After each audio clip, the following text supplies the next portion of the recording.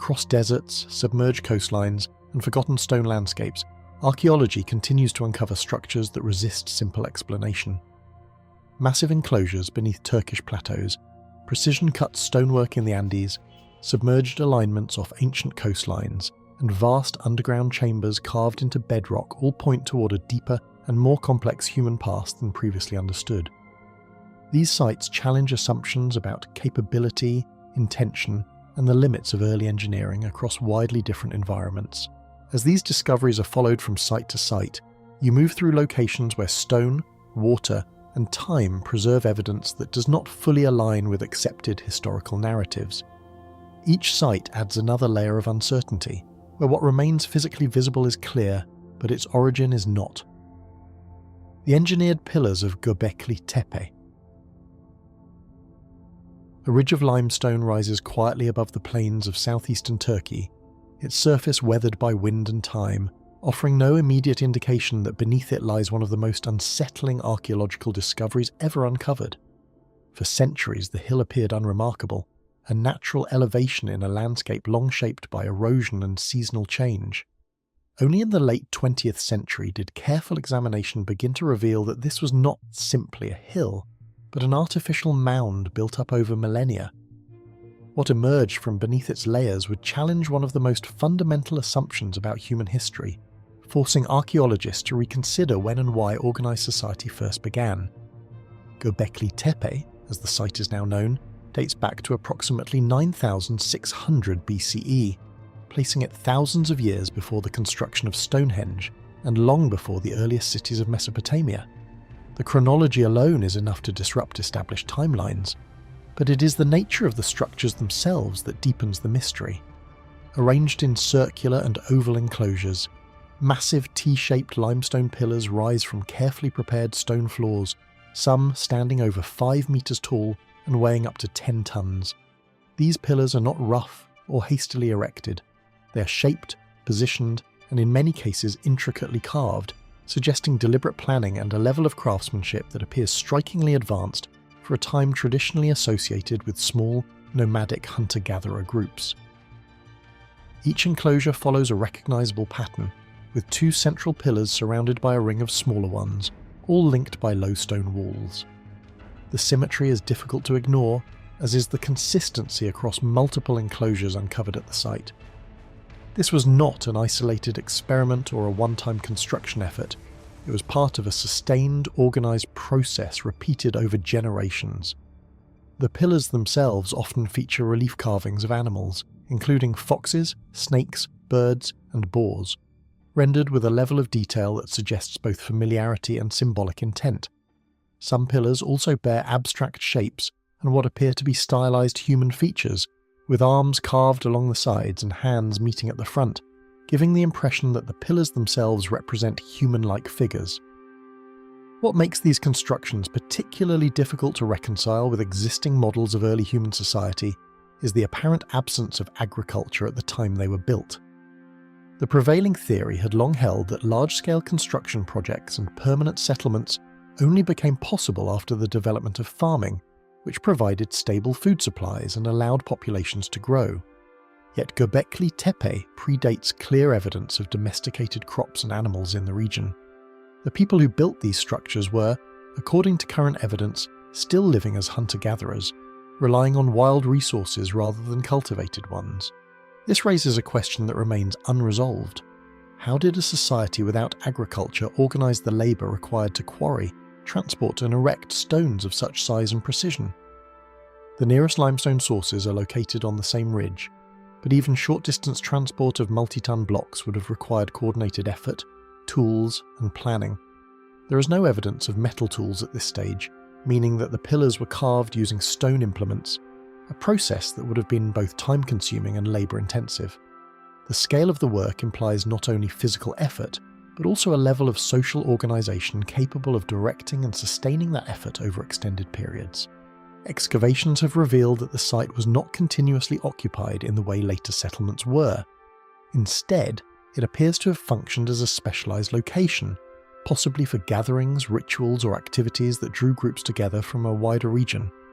Large quantities of animal bones have been found at the site, indicating feasting on a significant scale, with species such as gazelle and wild cattle represented in abundance. These remains suggest that the site may have been a focal point for communal events, where groups gathered periodically rather than living there permanently. The absence of domestic structures such as houses or hearths reinforces this interpretation, yet it also complicates it. If Gobekli Tepe was a gathering place, it implies that people were willing to travel, perhaps over considerable distances, to participate in whatever activities took place there. This in turn suggests shared beliefs or cultural practices strong enough to motivate such movement and cooperation. The carvings on the pillars may offer clues, but their meanings remain uncertain, leaving researchers to interpret patterns without a clear framework for understanding them. Another layer of mystery emerges from the way the site was deliberately buried. At some point, the enclosures were filled in with debris, including broken tools, animal bones, and fragments of limestone, effectively sealing them beneath the surface. This was not the result of natural collapse or gradual accumulation. It appears to have been a conscious act carried out by the people who used the site. Over time, new enclosures were constructed on top of the buried ones, creating a stratified sequence that preserves earlier phases beneath later activity. The reason for this intentional burial remains unknown. It may have been part of a cyclical process, where older structures were retired and replaced, or it may reflect a shift in cultural practices that required the site to be concealed. Whatever the motivation, the act of burying such monumental constructions adds a layer of complexity that is difficult to explain through purely practical considerations. It suggests that the significance of the site extended beyond its physical presence, involving ideas or beliefs that are no longer accessible through the surviving evidence. As excavation continues, only a fraction of Gobekli Tepe has been uncovered, with large portions of the mound still untouched. Geophysical surveys indicate that additional enclosures remain buried, hinting at a site far larger and more intricate than what has already been revealed. Each discovery has the potential to reshape understanding, yet it also introduces new uncertainties as patterns emerge without clear explanations. The implications of Gobekli Tepe extend beyond the site itself, challenging the sequence in which key developments in human history are thought to have occurred. If large-scale, organised construction predates agriculture, then the relationship between social complexity and subsistence strategies may need to be reconsidered. Rather than agriculture enabling complex societies, it is possible that the desire to gather, build, and participate in shared cultural practices played a role in the eventual development of farming. This reversal of perspective shifts the focus from survival as the primary driver of early human activity to something less tangible but equally influential: the need for connection, meaning, and collective identity. The pillars of Gobekli Tepe, with their imposing presence and intricate carvings, stand as physical expressions of these forces, embodying a level of coordination and intention that cannot be easily reduced to practical necessity. Despite decades of study, the site continues to resist simple interpretation, existing at the edge of what can be understood through material evidence alone. The stones remain in place, silent yet deliberate, their arrangement hinting at a system of thought that shaped human behaviour long before written language could record it, leaving behind a structure that suggests history did not begin the way it has always been told. Hidden beneath layers of deliberate silence, the pillars continue to suggest that the first great act of human civilization may have begun not with survival, but with a purpose that has yet to be understood. The hidden city beneath Karahan Tepe.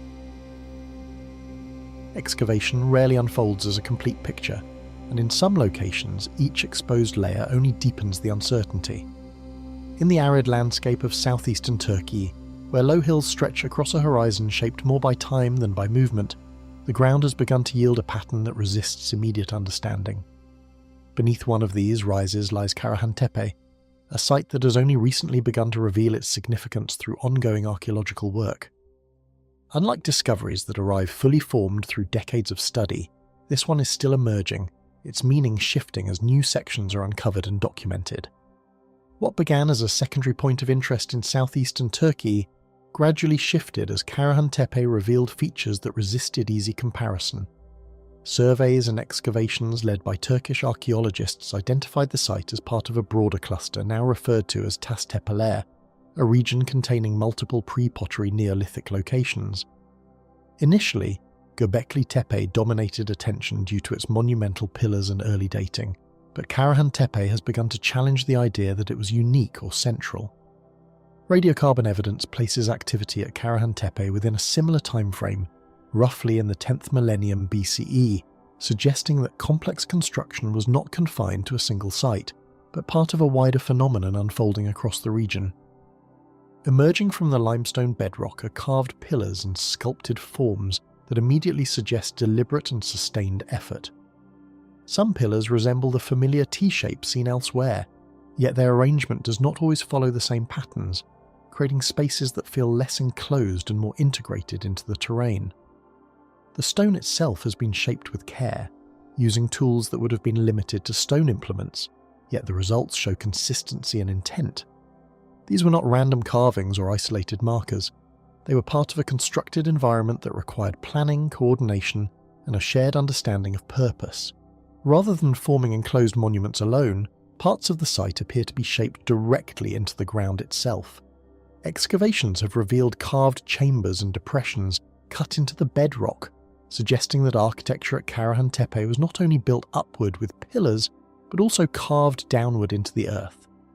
This dual approach creates a different spatial experience, one that blurs the boundary between constructed and natural forms.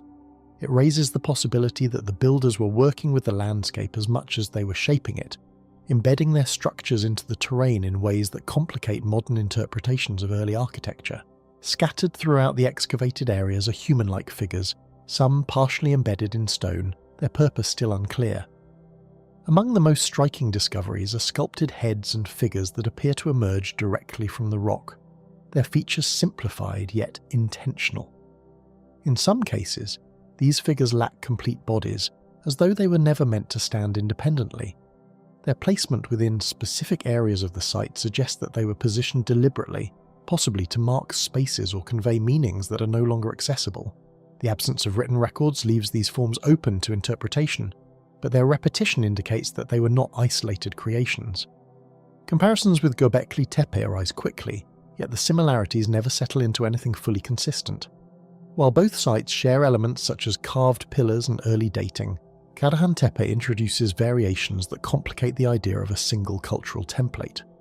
The layout appears less standardized in certain areas, and the integration of carved spaces into the bedrock adds a dimension not as clearly present at Gobekli Tepe.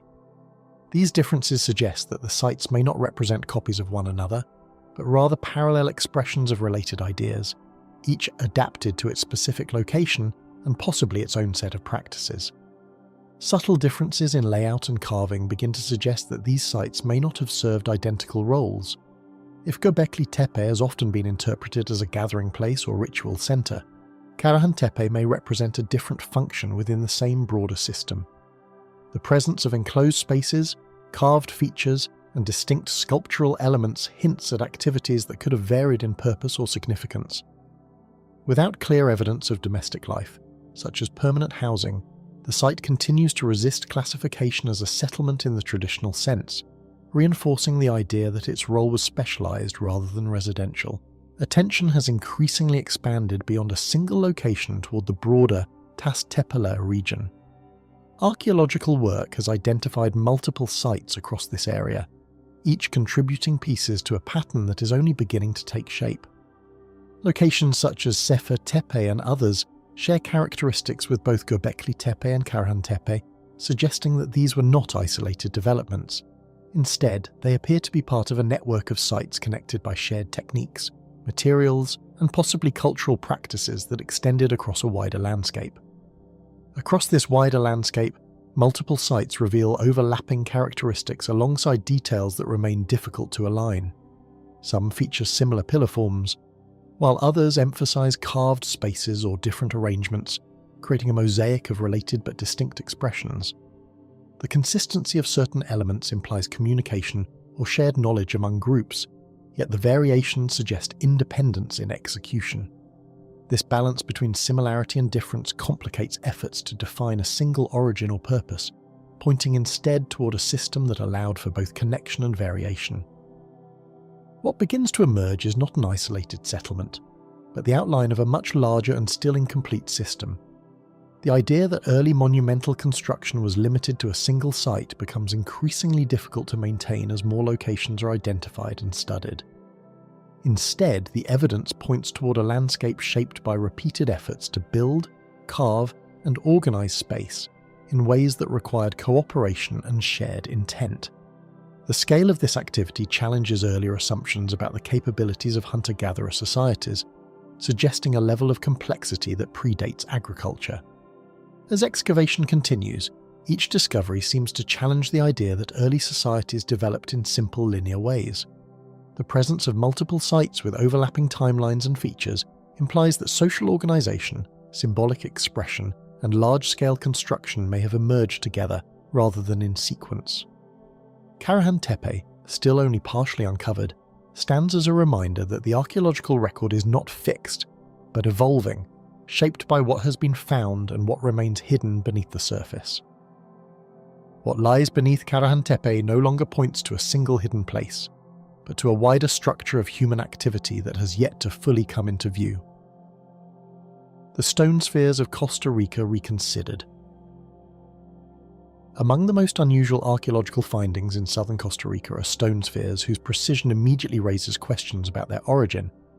First documented in modern times during agricultural clearing in the Dikwis Delta, these objects were not discovered as part of an intact ancient complex, but rather encountered individually or in small clusters, already separated from any clearly preserved original arrangement.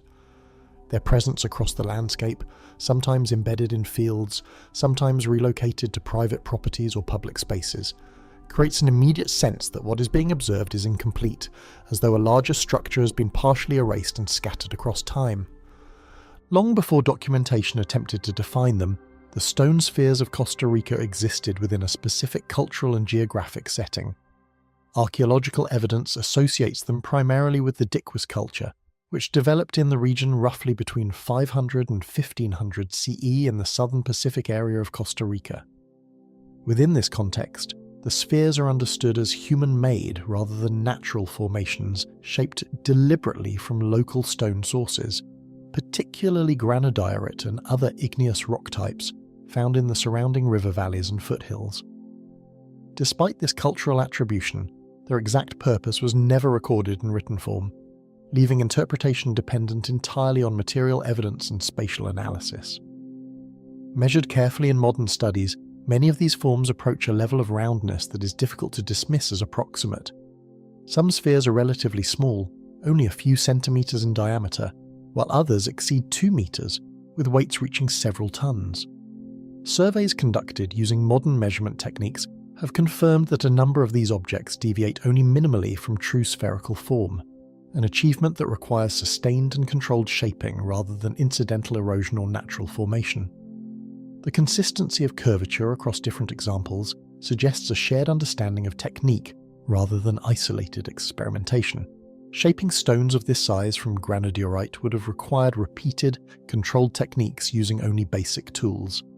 Without metal implements in the earliest phases of their production, the process would have depended on stone hammers and abrasion methods, gradually reducing and refining each surface over extended periods.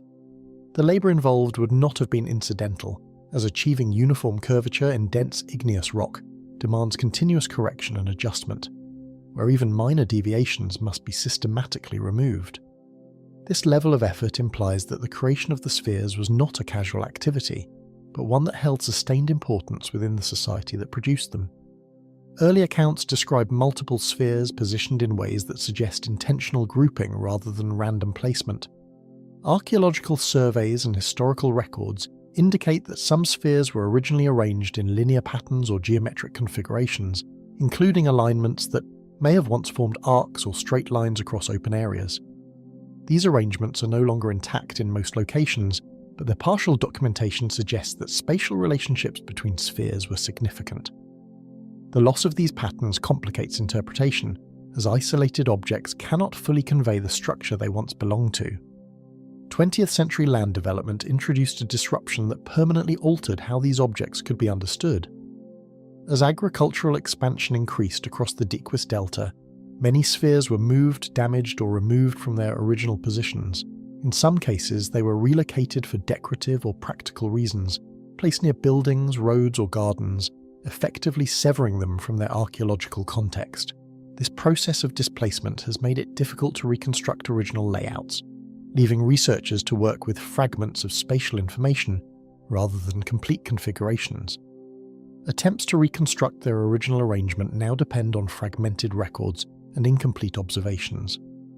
Early documentation, including photographs and field notes, provides limited insight into how the spheres were distributed across the landscape before significant alteration occurred. In the absence of undisturbed sites, modern interpretation relies on comparing surviving placements with historical records, a process that can suggest possibilities but cannot fully restore lost arrangements. The result is a partial reconstruction shaped as much by absence as by evidence. Archaeological research connects the spheres to the Dikwas culture, though their exact role remains uncertain. Within this cultural framework, they're often associated with settlement areas, burial contexts, or ceremonial spaces, yet no single function has been confirmed through direct evidence. Unlike artifacts that clearly indicate domestic or industrial use, the spheres do not show wear patterns or contextual markers that definitively place them within everyday activity. This absence of clear, functional indicators leaves their purpose open to interpretation, constrained only by the limits of the surviving material record. Explanations have ranged from social markers to symbolic representations, yet none fully align with all available evidence. Some interpretations suggest that the spheres may have functioned as indicators of status or authority within Dikwi society, possibly marking the presence of important individuals or groups. Others propose astronomical or calendrical associations based on their placement in certain alignments, though these theories remain difficult to verify due to the disrupted nature of their original contexts. Each explanation captures part of the evidence, yet none accounts for the full combination of precision, distribution, and spatial alteration observed today. Increasingly, attention has shifted toward what is missing rather than what remains visible. The removal, relocation, and fragmentation of the spheres have created gaps in the archaeological record that are as significant as the objects themselves. Without their original spatial relationships, the system they may have belonged to cannot be fully reconstructed, leaving interpretation suspended between physical evidence and historical loss. This absence becomes central to understanding them, as meaning appears to depend not only on the spheres themselves, but on how they once interacted with one another across the landscape. Separated from their original context, the spheres continue to present evidence without a complete framework for interpretation. They exist now as isolated forms, precise yet disconnected, their purpose obscured by the disruption of time, movement, and human activity. What remains is a collection of objects that resist final classification, suggesting that their significance may lie not in individual function, but in a structure that can no longer be fully seen. Whatever meaning they once held may have depended on relationships that were broken long before they were ever recorded. The buried structures beneath the Amazon rainforest. For a long time, interpretations of the Amazon basin assumed the absence of large-scale constructed landscapes due to its dense ecological conditions. Across much of the 20th century, the rainforest was viewed through a narrow archaeological lens where visibility at ground level dictated what could and could not be known.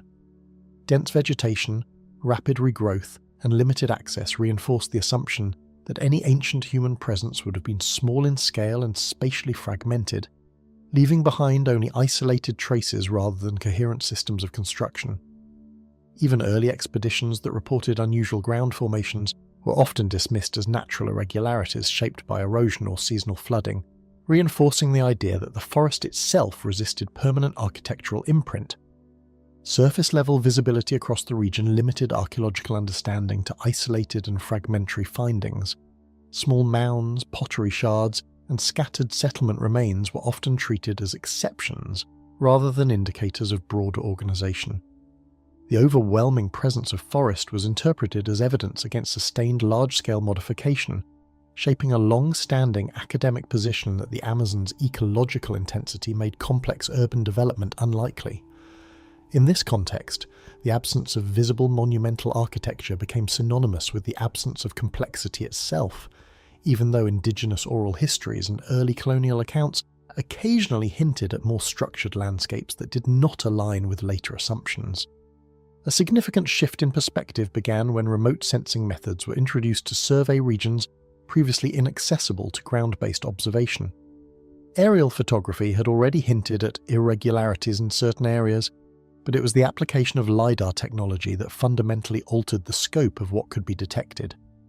By penetrating the forest canopy and mapping the ground beneath, LiDAR revealed structural patterns that had remained invisible for centuries, effectively removing the forest from the equation without physically altering it. This technological shift did not merely improve resolution, it changed the very conditions under which interpretation became possible. LiDAR-based imaging started to reveal sharp geometric traces embedded beneath layers of vegetation and soil.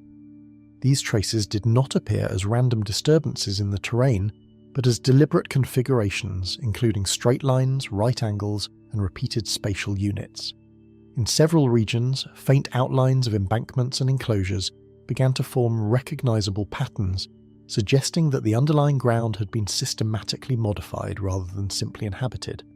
Some of these features extended for kilometers, hinting at coordinated planning that would have required sustained labor and shared knowledge across generations. Across multiple surveyed zones, consistent patterns of earthworks began to form recognizable spatial structures. In some areas, circular and rectangular formations appeared in clusters, while in others, long linear features extended across distances that implied coordination beyond individual settlements. The repetition of these geometric principles across separate locations raised questions about whether these were independent developments or part of a broader cultural framework operating at a regional scale. The recurrence of similar forms across environmentally distinct zones further complicated attempts to attribute them to isolated cultural groups acting independently. Certain formations appeared as raised platforms, embankments, and geometric outlines extending beyond the scale of isolated habitation sites. These structures are often integrated with surrounding environmental features, including natural waterways and elevation changes, suggesting an adaptive approach to landscape use. Rather than imposing uniform designs, the modifications appear to respond to local conditions, while still maintaining recognizable structural logic across different sites. In some cases, the earthworks appear to have been designed to manage water flow, creating controlled flood zones that would have supported seasonal agricultural activity. Rather than isolated construction events, the repetition of similar designs suggested broader regional coordination. The recurrence of specific earthwork types across distant areas implies the transmission of knowledge or shared planning principles over large geographic distances. This challenges earlier interpretations that treated Amazonian societies as dispersed and disconnected, instead pointing toward forms of interaction that remain only partially understood due to the limitations of preserved evidence. The possibility of communication networks, whether direct or indirect, begins to emerge as a necessary consideration in explaining the consistency of design. In the Llanos de Mojos region of Bolivia, extensive networks of modified terrain added further weight to this emerging pattern. Surveys in this area have documented raised fields, causeways, and interconnected earthworks spanning extensive wetlands.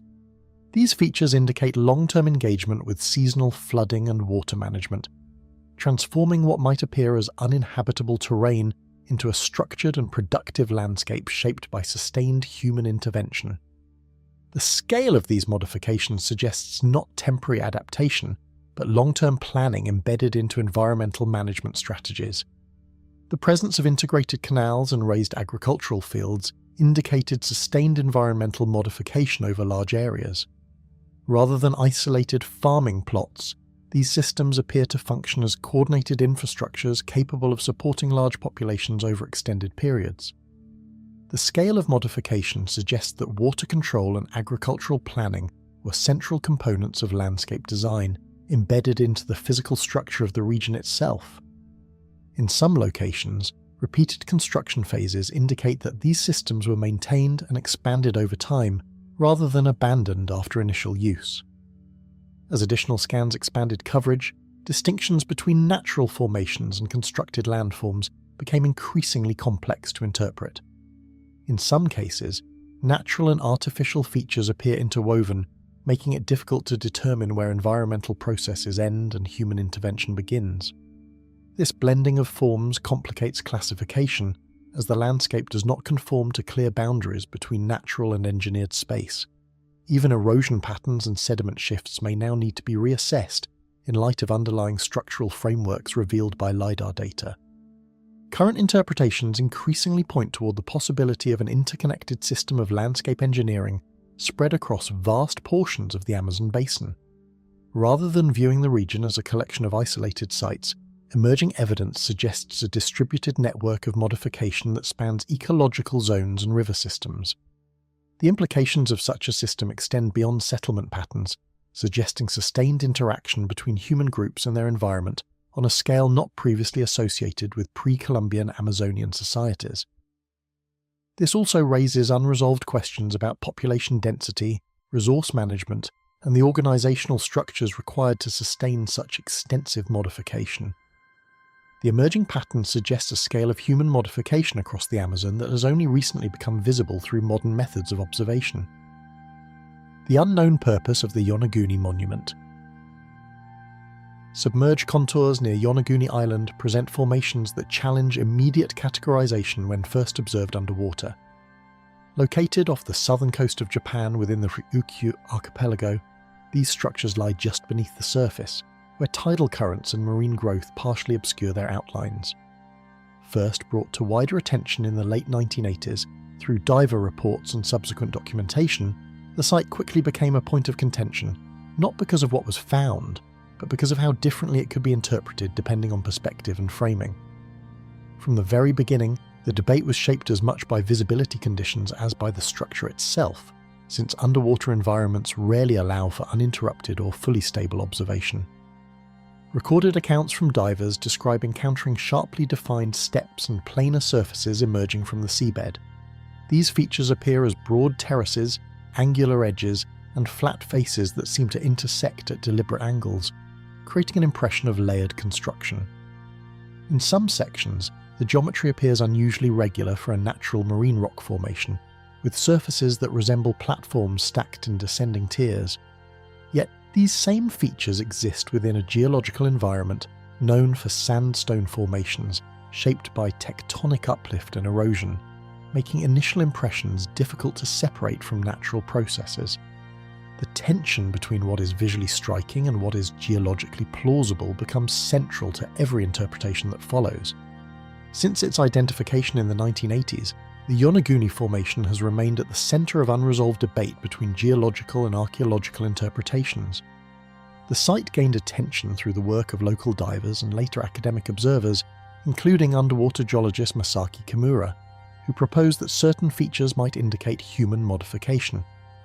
At the same time, other researchers emphasized the lack of definitive cultural artifacts and pointed to natural fracturing patterns common in sedimentary rock formations subjected to seismic activity and oceanic erosion over extended periods. This divergence did not emerge from discoveries alone, but from fundamentally different ways of interpreting the same visual data. Certain portions of the structure display what appear to be angular transitions that contrast with the surrounding irregular rock formations. These include sharp vertical drops, near right-angle junctions, and horizontal planes that extend in ways that appear unusually consistent within the broader chaotic seabed environment. The visual contrast between these sections and adjacent natural formations contributes to the perception of intentional shaping, even though similar geometric regularities can sometimes emerge through natural jointing in layered sedimentary rock. In some areas, block-like separations appear aligned in sequences that resemble stepped architecture, further intensifying the interpretive divide. Regional geology of the Ryukyu Islands provides a natural explanation involving sandstone composition and tectonic activity over long periods. The area is known for frequent seismic movement, which can produce fractures and step-like separations in rock layers. Over time, wave action and underwater currents further erode these formations, smoothing some surfaces while leaving others sharply defined. In this context, the Yonaguni structures may represent an exposed section of naturally fractured rock that has been gradually modified by environmental forces rather than human intervention. The difficulty lies in distinguishing between initial formation and subsequent shaping, as both processes can produce visually similar outcomes under certain conditions. Contrasting views emphasise the presence of unusually straight edges and aligned surfaces that invite questions about non-random formation processes. Proponents of the artificial hypothesis point to what they describe as architectural-like features, including what appear to be stair-like formations and terrace-like levels. Some interpretations also highlight what could be interpreted as carved recesses or channels, though these features lack associated artifacts or contextual remains that would normally support cultural attribution. The debate remains unresolved largely because the site exists in a transitional interpretive space where visual pattern recognition often competes with geological explanation. Visibility underwater is constantly altered by shifting currents and suspended particles, affecting how structural details are perceived. Light refraction, sediment movement, and biological growth, such as algae and coral, can obscure or accentuate certain features depending on viewing angle and distance. Over time, parts of the formation have become partially encrusted with marine organisms, further blending natural and structural appearances. This means that the same structure can appear more geometric in one moment and more irregular in another, complicating attempts to establish a fixed visual interpretation of its form. Even documentation through photography or video cannot fully eliminate these environmental distortions. Different observational angles, reported by divers, often change how strongly geometric features appear within the same formation. Close-range inspection may reveal irregularities and erosion patterns that disrupt initial impressions of symmetry, while wider views can emphasize alignment and apparent structural order. Depth and water clarity also influence perception, with seasonal changes in marine conditions altering how much of the structure is visible at any given time. This variability in perception has become central to the ongoing debate, as it highlights the role of observation conditions in shaping interpretation rather than the structure itself, providing a single unambiguous reading. No confirmed artifacts or cultural materials have been recovered in direct association with the submerged site. Unlike terrestrial archaeological sites, where tools, pottery, or structural remnants can anchor interpretation, Yonaguni offers no clear material culture to support a definitive human origin hypothesis. The absence of such evidence does not conclusively resolve the question in either direction, but it significantly limits the ability to classify the formation within established archaeological frameworks. Even repeated surveys have failed to produce associated cultural layers that would typically accompany human construction. Scientific interpretations continue to diverge, with no unified explanation accepted across geological and archaeological disciplines. Some researchers maintain that natural processes sufficiently account for all observed features, while others argue that certain aspects remain difficult to reconcile with purely geological formation models. This division reflects broader challenges in interpreting submerged landscapes, where environmental alteration and limited accessibility restrict the range of verifiable data available for analysis. The site has therefore become less a subject of consensus and more a reference point for methodological disagreement. Within this unresolved interpretive space, the Yonaguni monument persists as a formation whose meaning depends heavily on how it is viewed rather than what can be definitively proven. Its surfaces remain physically present yet conceptually unstable, shifting between categories of natural structure and possible human modification depending on the framework applied to it. The site resists closure not through absence of evidence, but through the persistence of ambiguity within the evidence itself. Over time, it has come to represent not only a geological puzzle, but also a limitation in how perception and classification interact when clear boundaries are unavailable. Even under direct examination, the origin of the structure remains suspended between natural formation and deliberate design without a definitive resolution. The precision of Pumapunku stonework. Machining accuracy observed in the stone blocks of Pumapunku immediately distinguishes the site from most other ancient architectural remains. Located within the larger Tiwanaku archaeological complex near Lake Titicaca in present-day Bolivia, the ruins sit at high altitude on a windswept plateau where thin air, seasonal freezing and long-term erosion have gradually reduced once complete structures into scattered components. Despite this environmental exposure, the remaining stonework preserves an unusual level of geometric clarity, allowing modern observers to examine construction details that would otherwise have been lost to time. Even in a fragmented state, the surviving blocks still appear to belong to something larger, as if the original structure has been disassembled rather than simply destroyed. Uniform edge alignment across multiple stone elements indicates a level of geometric consistency rarely seen in pre-Columbian construction. Blocks appear cut with straight, deliberate lines, forming surfaces that meet at angles maintained across multiple independent fragments. Even when separated by collapse or displacement, the edges of different stones suggest that they were originally part of a larger, carefully coordinated design. This consistency is not confined to a single structure, but appears repeated across different sections of the site, suggesting that uniform standards of shaping were applied across multiple construction phases rather than isolated efforts. Within the archaeological complex associated with the Tiwanaku cultural sphere, repeated instances of precise angular cutting suggest deliberate standardization. Archaeological classification places Pumapunku within the Tiwanaku civilization, which flourished in the region roughly between 500 and 1000 CE, a period already known for impressive stone architecture at nearby sites such as Tiwanaku itself. While other Tiwanaku structures demonstrate skilled masonry, Pumapunku stands apart due to the refinement of its stone cutting, where uniform shapes recur across blocks of varying size and function.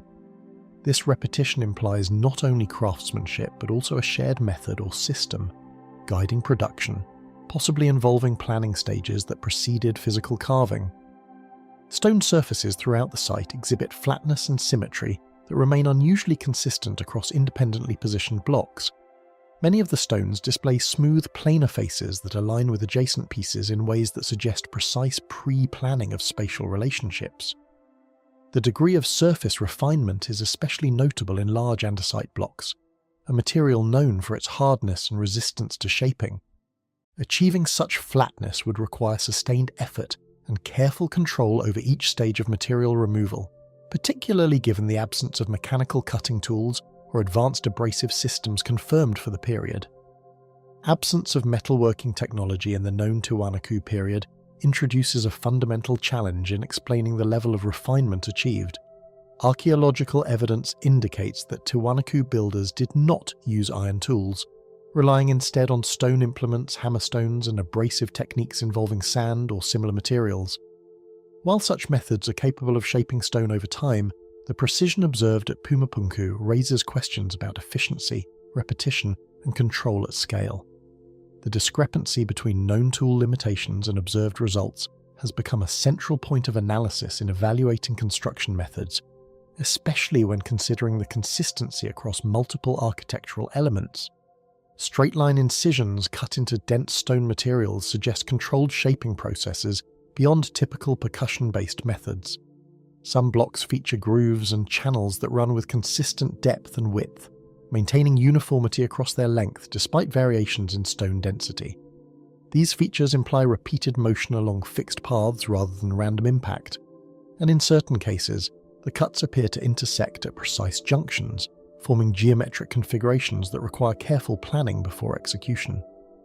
The presence of internal right angles carved within solid stone further intensifies questions about how such precision was maintained without modern guiding instruments. Recurring structural joints imply that multiple components were designed to connect through pre-planned spatial compatibility. Interlocking elements appear across different blocks, where protrusions and recesses fit together in ways that distribute weight and stabilize larger structures. Some joints resemble complex puzzle-like configurations, where multiple stones must align simultaneously for proper assembly, suggesting that individual pieces were never intended to function independently. This level of dependency between components implies that construction may have required an understanding of full structural assemblies before any single block was shaped. Load distribution patterns visible in the arrangement of blocks indicate intentional engineering of structural stability across interconnected sections. Some foundations show evidence of layered construction, where larger stones support smaller elements in carefully balanced configurations, while others suggest modular assembly, where repeated forms are adapted into larger architectural units. The positioning of heavier blocks at lower levels suggests an understanding of weight transfer and stability, even if expressed through methods that differ from later architectural traditions. In some areas, collapse sections still preserve alignment consistency, hinting at a once coherent structural system. reconstruction attempts often encounter discrepancies when physical alignment exceeds expected tolerances for hand-shaped stone construction. When researchers attempt to digitally or physically model the original structures, the precision of fit between surviving fragments often leaves minimal margin for error. In some cases, blocks appear to connect only when positioned within extremely narrow spatial parameters, raising questions about how such accuracy was achieved without modern measurement systems. Even small deviations in hypothetical reconstructions result in misalignment, suggesting that the original assembly may have relied on techniques or reference systems that are no longer preserved. Rather than isolated examples of craftsmanship, the site begins to reflect a broader system of precision-driven architectural design. The repetition of similar construction techniques across different structural elements suggests that Pumapunku was not assembled through improvisation, but through a coordinated method of production. This implies the existence of shared standards or guidelines that governed how stones were shaped and assembled, even if no written record of such systems has survived. The uniformity of execution across distant parts of the site reinforces the idea of centralized planning or distributed but consistent knowledge transmission. Collectively, the stonework presents a level of control over material behavior that remains unmatched by confirmed ancient fabrication techniques. The combination of uniform cutting, consistent alignment, and interlocking geometry creates a construction profile that continues to challenge conventional expectations of pre-industrial engineering capability. Even erosion and structural collapse have not erased the underlying precision embedded in the surviving fragments, suggesting that the original construction was not only carefully built but also inherently stable in its design logic. The consistency of shaping and fitting continues to challenge any explanation that relies solely on known methods of pre-Columbian stone construction. The desert kites of the Middle East. Visibility of desert kite structures emerges only when terrain is interpreted from an elevated spatial perspective. Across the arid expanses of the Middle East, these formations are rarely recognizable from the ground, their full geometry dissolving into fragmented lines of stone and earth that blend with the surrounding desert surface. It is only through aerial observation that their scale becomes coherent, revealing structures that extend across kilometers of otherwise featureless terrain. In many cases, early researchers working on the ground misidentified individual segments as unrelated stone walls until aerial photography in the 20th century began to reveal their true connected form. Interpretation of these formations collapses at ground level, where their full geometric logic becomes fragmented and incomplete. What appears locally as disconnected walls or low stone alignments transforms, from above, into coherent funnel-shaped systems. This dependence on altitude for comprehension introduces an unusual condition in archaeology, where understanding is not limited by preservation, but by perspective itself.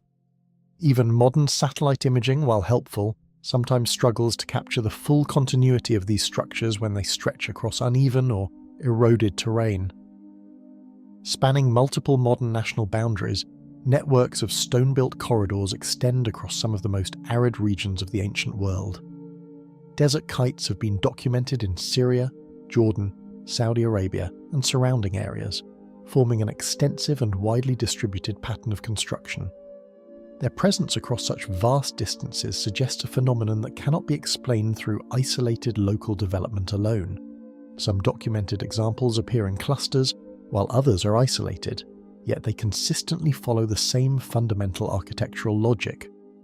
Classification of these installations consistently identifies them as large-scale prehistoric systems associated with coordinated animal capture. Archaeological interpretations generally describe desert kites as hunting structures designed to funnel herds, particularly gazelle, into enclosed or restricted areas where they could be controlled or harvested. Ethnographic parallels with historically documented mass hunting techniques in other regions have been used to support this interpretation, though the scale of desert kites far exceeds most known comparative examples. This functional interpretation remains the most widely accepted explanation, supported by spatial configuration and environmental suitability. Construction scale alone places these formations among the most extensive known examples of non-urban landscape modification. Some kite systems stretch for several kilometers, with converging walls that gradually narrow toward enclosed spaces.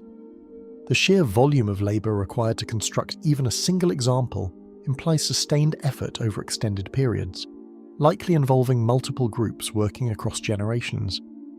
In some regions, overlapping kite systems suggest successive rebuilding or reuse of earlier structures, indicating long-term engagement with the same landscape zones.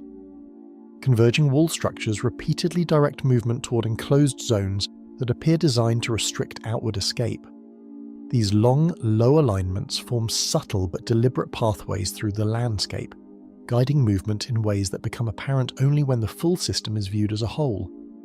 In certain cases, the final enclosures appear relatively small compared to the scale of the guiding structures, suggesting that efficiency of capture was prioritized over enclosure size.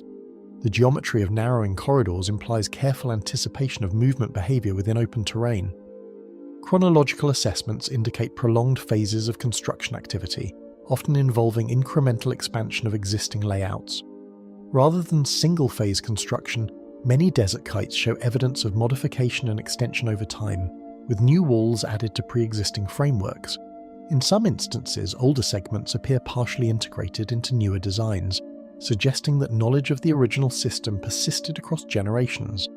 This pattern implies that the systems were maintained and adapted, possibly in response to environmental changes or shifting animal migration routes. Spatial repetition of similar geometric configurations across distant regions raises questions about shared behavioral or cultural frameworks. Despite geographical separation, many kite systems share strikingly similar structural principles, including funnel shapes, enclosure types, and directional alignment. This consistency suggests either the diffusion of knowledge across large distances or the repeated independent development of an effective design solution. The uniformity becomes more striking when considering variations in terrain, as the same basic structural logic is preserved even when adapted to radically different desert conditions. Absence of permanent domestic infrastructure near many kite complexes suggests a functional rather than residential purpose. Archaeological surveys frequently note a lack of settlements directly associated with these structures, indicating that they were not habitation sites but specialized installations embedded within broader territorial landscapes. Their use appears episodic rather than continuous, activated under specific environmental or seasonal conditions. In some cases, small temporary camps or ephemeral activity traces have been identified nearby, but these do not form stable settlement patterns. Organizational requirements implied by these systems suggest planning methods that extend beyond localized or isolated decision-making. The construction of kilometre-scale trapping networks would have required coordination across large areas, including knowledge of animal movement patterns and terrain geometry. This implies a level of planning that transcends simple opportunistic hunting strategies, pointing instead towards structured landscape use. The repeated success of such systems would also have depended on the accurate prediction of herd behavior across changing environmental conditions. Across the broader distribution of desert kite sites, recurring design logic begins to suggest a standardized approach to landscape-scale construction.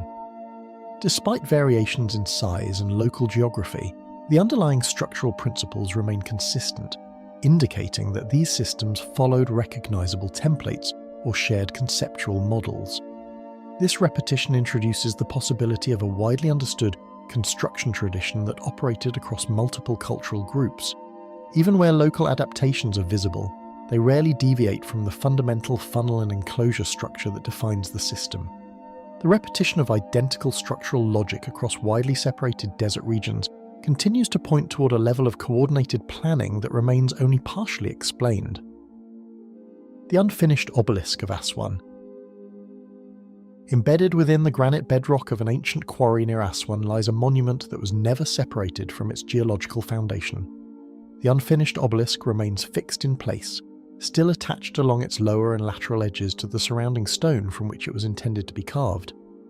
Located in Upper Egypt, the site forms part of one of the most important known sources of ancient Egyptian granite, a material widely used in monumental architecture across multiple dynastic periods. Here, however, construction did not reach completion, leaving behind a structure that preserves the exact moment when extraction ceased. The quarry itself shows signs of long-term exploitation, suggesting that this was not an isolated attempt but part of a broader tradition of large-scale stone procurement. Chisel-imprinted surfaces surrounding the main form reveal systematic removal efforts that remain frozen at an intermediate stage of production. The quarry floor is marked by linear trenches and shallow depressions that outline the intended shape of the obelisk, suggesting a carefully planned extraction process. These markings are not random but follow a consistent perimeter, indicating that the monument was being shaped directly in situ, rather than assembled or transported in segments. The precision of the outline contrasts sharply with the incomplete state of the final detachment, as if the design phase had been fully realised while the final execution remained unfinished. Physical continuity between the obelisk and the surrounding rock mass demonstrates that extraction was never completed beyond its initial excavation phase. The stone remains firmly integrated with the bedrock along a broad fracture line, where separation appears to have been attempted but never achieved. This creates a rare archaeological condition in which the intended final object and its source material exist as a single, unified formation. The absence of detachment makes it possible to observe construction intent in a way that finished monuments cannot reveal, effectively exposing the hidden early stages of monumental stone production. Parallel tool markings along the stone surface indicate repeated attempts to define separation boundaries within the dense granite matrix. These markings appear as closely spaced indentations that trace the perimeter of the obelisk's intended form. Their consistency suggests systematic labour rather than isolated strikes, implying coordinated activity over an extended period. The repetition of impact patterns reflects an effort to weaken the surrounding stone through progressive material removal rather than direct cutting, a method that would have required both endurance and careful monitoring of fracture development. Dolerite hammerstones, known from Egyptian quarrying contexts, are consistent with the fracture patterns observable across exposed sections. Experimental archaeology has demonstrated that such tools are capable of fracturing hard granite through repeated percussion, gradually breaking down the crystalline structure of the rock. At Aswan, similar methods are believed to have been used to carve and isolate large stone blocks, though the scale of the obelisk suggests a significantly more demanding application of this technique. Some estimates of the intended monument suggest it would have been among the largest obelisks ever attempted, intensifying the difficulty of its extraction. Material resistance inherent in Aswan granite becomes evident through irregular break progression and halted carving depth. The stone's coarse-grained structure and high mineral density make it particularly difficult to shape with precision, requiring sustained effort over long periods. Variations in fracture behaviour across different sections of the quarry indicate that some areas responded more predictably to tooling, while others resisted uniform removal, likely contributing to the interruption of the project. Even minor internal flaws within the granite could have created unpredictable stress points during excavation. Linear trenches carved around the perimeter of the obelisk suggest a planned detachment sequence that was partially executed. These trenches form a continuous boundary that outlines the intended final shape of the monument, separating it visually and structurally from the surrounding rock. Their depth varies in different sections, suggesting that excavation progressed unevenly, possibly due to changes in material hardness or structural instability encountered during carving. In certain areas, the trenching appears more advanced, as if priority zones were being completed first before full detachment. Inconsistent excavation depth across different zones reflects uneven advancement in response to structural stress within the stone. Certain areas appear more deeply worked, while others show minimal progress, indicating that the quarrying process was adjusted dynamically in response to resistance. This variability suggests that ancient workers were actively responding to real-time conditions within the stone rather than following a uniform depth plan. It also implies that decision-making occurred at the worksite level, where adjustments were made as new fractures or weaknesses became visible. Absence of inscriptions directly on the unfinished form leaves the intended final configuration open to reconstruction rather than confirmation. Unlike many completed Egyptian monuments that bear carved texts or symbolic markings, the obelisk remains unadorned, offering no direct indication of its intended dedication or final destination. This absence reinforces the idea that the project was halted before the monument could transition from raw structure to completed cultural object. Without inscriptions, interpretation must rely entirely on physical evidence embedded in the stone itself. Archaeological interpretation commonly situates the abandonment of the project within an active phase of quarry operations, rather than post-completion modification. The working hypothesis suggests that structural flaws or internal fractures may have been detected during excavation, rendering the stone unsuitable for extraction as a single monolith. Such a scenario would align with practical decision-making processes in large-scale stoneworking, where material integrity directly determines feasibility. The decision to abandon such a massive undertaking implies that failure was recognized early enough to prevent further resource investment. The quarry floor preserves a rare architectural moment in which construction intent and material limitation are visible within the same uninterrupted formation. Unlike finished obelisks that were transported and erected elsewhere, this structure remains embedded in its original context, allowing the entire sequence of attempted extraction to be read directly from the stone itself. The surface preserves not only the intended outcome but also the physical constraints that shaped its abandonment. It functions as both a monument and a record of process, frozen at the point where ambition and material resistance intersected. The halted extraction of the obelisk continues to preserve a direct record of both ancient engineering ambition and the physical threshold where further progress became impossible. The Longyou Caves of China. Subterranean chambers in Zhejiang province reveal an extensive system of rock-cut architecture concealed beneath the modern landscape. Located near the village of Longyou in eastern China, these structures were only discovered in 1992 when residents began investigating flooded pits that led into vast underground spaces carved into sandstone bedrock. What emerged was not a single cavity but a network of large, intentionally excavated chambers, extending deep into the earth and forming one of the most striking examples of large-scale subterranean construction documented in the region. Their discovery was unexpected precisely because no visible surface structures suggested what lay beneath. Interior surfaces within the Longyou Caves demonstrate a uniform finish that is inconsistent with natural geological formation processes. The walls, floors and ceilings of the chambers display a deliberate smoothing pattern, with angled surfaces that maintain continuity across large interior spans. Unlike natural caves shaped by water erosion or geological collapse, these interiors preserve a controlled and repeated finish, suggesting a consistent method of excavation applied throughout the complex. Even subtle variations in texture appear intentional rather than incidental, as if adjusted to maintain structural coherence. Excavated volumes within the rock form interconnected halls, whose dimensions suggest deliberate large-scale spatial planning. Some chambers reach heights of over 20 meters, with broad spans supported by regularly spaced stone columns left intentionally intact during carving. These columns are not random remnants but appear positioned to distribute structural load, indicating that the internal geometry was designed with stability in mind during excavation rather than after the fact. The scale of these spaces creates an enclosed environment that resembles architectural planning more than geological void formation. Chisel impressions preserved along vertical and horizontal surfaces indicate repeated manual extraction using consistent directional force. The tool marks appear as dense, parallel grooves etched into the rock face, suggesting systematic removal of material rather than irregular breaking. Their uniform orientation across different chambers implies a shared technique or standardized working method maintained across the entire underground complex. In some areas, overlapping strike patterns suggest multiple stages of carving, where earlier marks were partially refined by later passes.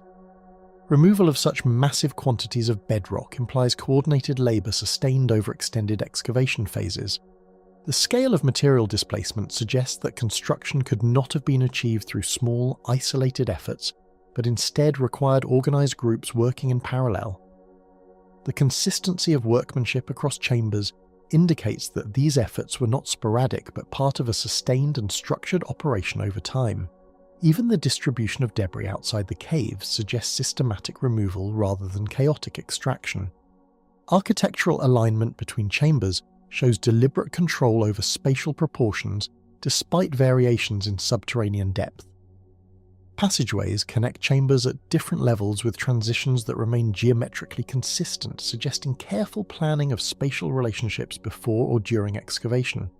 even where rock density changes with depth, the structural logic of the layout remains coherent, implying continuous adjustment during construction. Some transitions appear deliberately smoothed to maintain uninterrupted movement between spaces. Geological examination confirms the absence of natural erosion features typically associated with long-term cave formation. Unlike karst systems formed by water dissolution, the Longyou Caves lack irregular erosion channels, sediment deposits, or water-formed textures.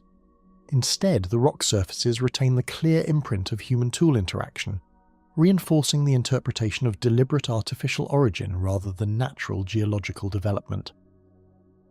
This distinction becomes especially clear when comparing nearby natural formations in the same geological region.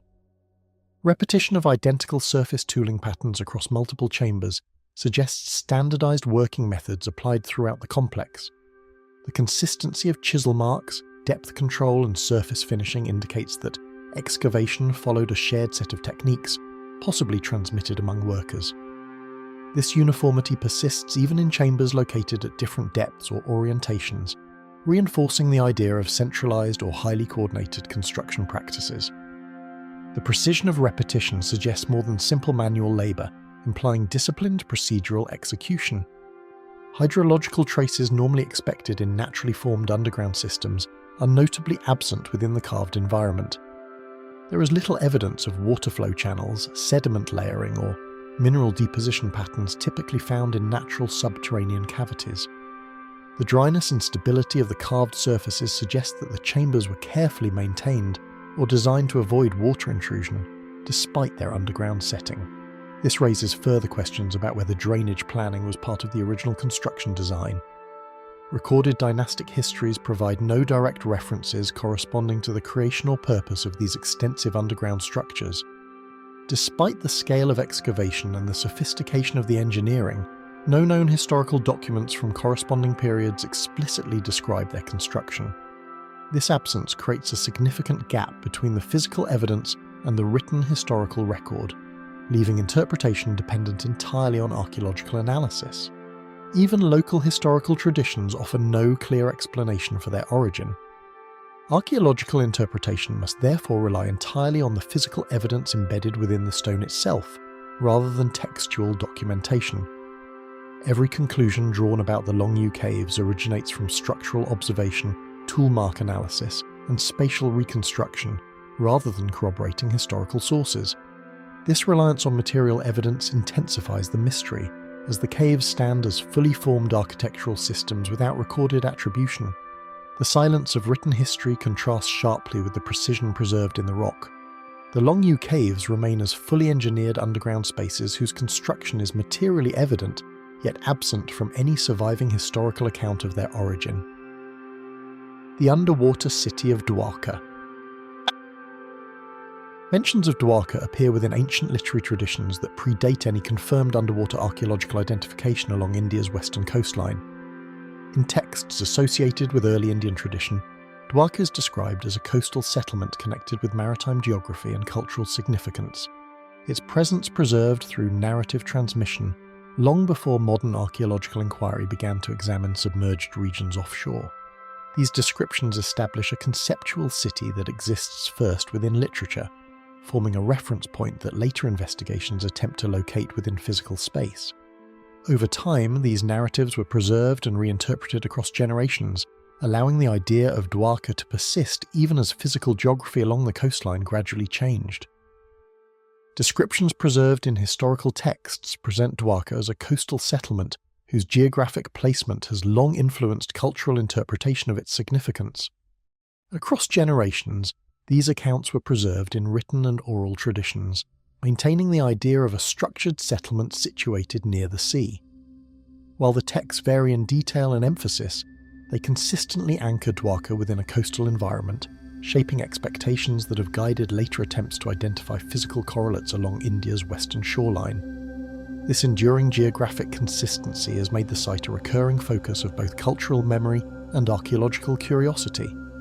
Investigations conducted through marine archaeology off the coast of Gujarat have documented submerged structural formations beneath the seabed near modern Dwarka.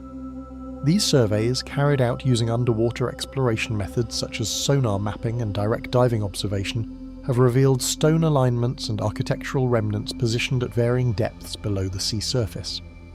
The findings do not present a single unified structure, but rather a distribution of features that suggest repeated or layered human activity in the region before submersion. Some areas appear more densely structured, while others show isolated fragments dispersed across the seabed.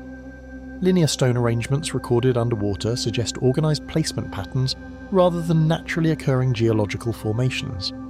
Some of these alignments appear in straight or gently curved configurations, differing from the irregular dispersal typically associated with sedimentary or erosional processes. The orientation and spacing of certain elements indicate intentional arrangement, though the full extent of any original structure remains partially obscured by marine sediment and shifting seabed conditions. In certain zones, stone blocks appear aligned in parallel sequences, reinforcing interpretations of deliberate construction. Dating attempts applied to submerged materials in the region have produced varying results that do not converge on a single established chronology. Different sampling and analysis methods have yielded time ranges that span broad periods, complicating efforts to place the submerged structures within a precise historical framework. This variability in dating contributes to ongoing uncertainty regarding the exact relationship between the underwater remains and any known historical settlement phases. The lack of a unified chronological marker continues to prevent a definitive identification. Coastal transformation processes driven by long-term sea level fluctuations are widely considered a key factor in the submergence of ancient shoreline structures. Geological studies indicate that changes in sea level over millennia have significantly altered coastal landscapes along the Indian subcontinent. Such processes could account for the presence of architectural remains beneath the modern seabed, suggesting that formerly coastal zones may now lie submerged due to gradual environmental shifts, rather than sudden catastrophic events. Evidence of similar coastal changes has been observed in other regions along the Indian Ocean margin. Subsea surveys have identified fragmented architectural elements distributed across multiple depths and sediment layers. These include stone blocks, possible foundation traces, and structural fragments embedded within marine deposits. The distribution of these elements across different layers suggests a complex depositional history, where natural sedimentation processes have interacted with pre-existing human-made structures over extended periods. Some fragments appear partially buried while others remain exposed, indicating uneven preservation conditions across the site. Correlation attempts between archaeological findings and textual references reveal overlapping geographic indicators without definitive chronological alignment. While both sources point toward a coastal Dwarka, no confirmed timeline directly connects the submerged structures with the periods described in traditional accounts. This lack of temporal convergence creates a persistent interpretive gap between material evidence and narrative tradition. Even when spatial correspondence appears plausible, chronological separation continues to limit conclusive identification. Marine sediment accumulation across the site indicates prolonged submersion under dynamic oceanic conditions over extended time periods. Layers of deposited material have gradually covered and reshaped the underwater landscape, affecting the visibility and preservation of structural remains. These conditions complicate archaeological interpretation, as shifting sediments can obscure original architectural layouts and alter the apparent arrangement of submerged features. Ocean currents and seasonal changes further contribute to the redistribution of surface materials. Scholarly interpretations remain divided regarding whether the submerged remains correspond directly to the traditionally described settlement of Dwarka. Some interpretations propose a direct historical continuity between textual references and underwater findings, while others caution against direct identification without more definitive evidence. This division reflects broader methodological differences in how textual tradition and archaeological data are integrated, particularly when dealing with sites that exist simultaneously in cultural memory and physical investigation. The coexistence of literary tradition and underwater archaeological evidence continues to generate an unresolved gap between narrative history and physical record. Dwarka exists simultaneously as a documented cultural reference and as a partially mapped submerged site, yet the relationship between these two forms of evidence remains incomplete. Neither source fully confirms nor excludes the other, leaving the connection open to continued investigation. This dual existence reinforces the complexity of interpreting sites where memory and materiality intersect without full convergence. The persistent misalignment between textual accounts of Dwarka and the material evidence found beneath the sea continues to leave its historical identity suspended between tradition and archaeology. The Nabta Playa stone circle. Far beneath the modern silence of Egypt's western desert lies a place that once defied everything associated with the word desert. The Nabta Playa stone circle emerges from this landscape as a scattered arrangement of megaliths and aligned stones, positioned in a way that suggests deliberate design rather than random placement. Long before the Nile Valley civilizations reached their peak, long before pyramids dominated the cultural imagination of ancient Egypt, this remote basin in southern Egypt held seasonal water and briefly supported human occupation. Today it is dry, exposed and unforgiving, yet the stones remain as if something about their arrangement was meant to survive the disappearance of the world that placed them there. Nabta Playa itself was not always a desert. Geological and climatic studies show that during the African humid period, roughly between 11,000 and 5,000 years ago, this region experienced periodic rainfall that allowed shallow lakes to form. These temporary water sources transformed the landscape into a seasonal habitation zone, attracting hunter-gatherer groups who followed environmental cycles rather than fixed settlements. Archaeological excavations conducted in the late 20th century revealed hearths, animal remains and pottery fragments, indicating that human activity here was not brief or incidental, but repeated across generations. The environment itself dictated a rhythm of arrival and departure, shaping a culture that was intimately tied to celestial and seasonal patterns. It is within this context that the stone arrangements of Nabta Playa begin to take on deeper significance. Among the most discussed features is a circle of large stones, some of which are partially buried, forming a rough but intentional configuration. Nearby alignments of upright slabs extend across the landscape, many oriented in ways that do not appear random when compared to astronomical positions. Researchers have noted that certain alignments correspond to the position of the summer solstice sunrise, a detail that becomes increasingly compelling when considering the broader pattern of megalithic activity at the site. These stones were not simply placed for shelter or enclosure. Their orientation suggests observation, repetition, and an awareness of cycles beyond immediate survival. One of the most intriguing aspects of Nabta Playa is its possible connection to early astronomical understanding. Studies published by archaeologists who worked extensively at the site, including Fred Wendorf and Romuald Schild, have suggested that the arrangement of stones may reflect a form of prehistoric calendrical system. Unlike later monumental structures that clearly served ritual or administrative functions, Nabta Playa exists in a much earlier technological and cultural context, where the distinction between survival, ritual and observation would have been far less defined. Yet even in this early setting, the precision implied by certain alignments raises questions about how much knowledge of the sky was being encoded into stone. The presence of what is often referred to as a calendar circle has fueled much of the scholarly interest in the site.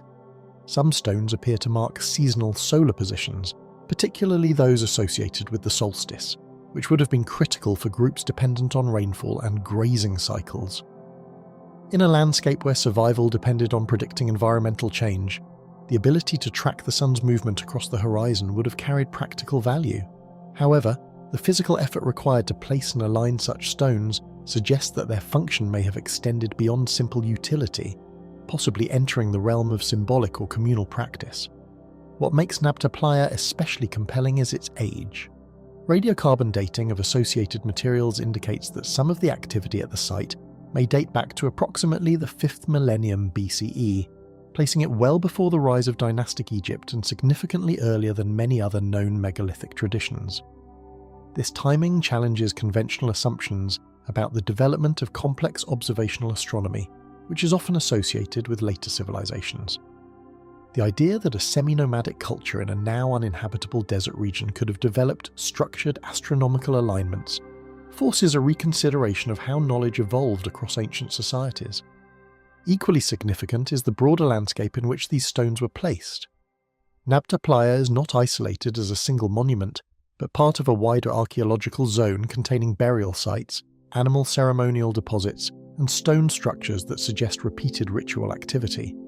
Cattle remains found at the site in particular indicate that cattle held symbolic importance, possibly linked to seasonal renewal or cosmological beliefs.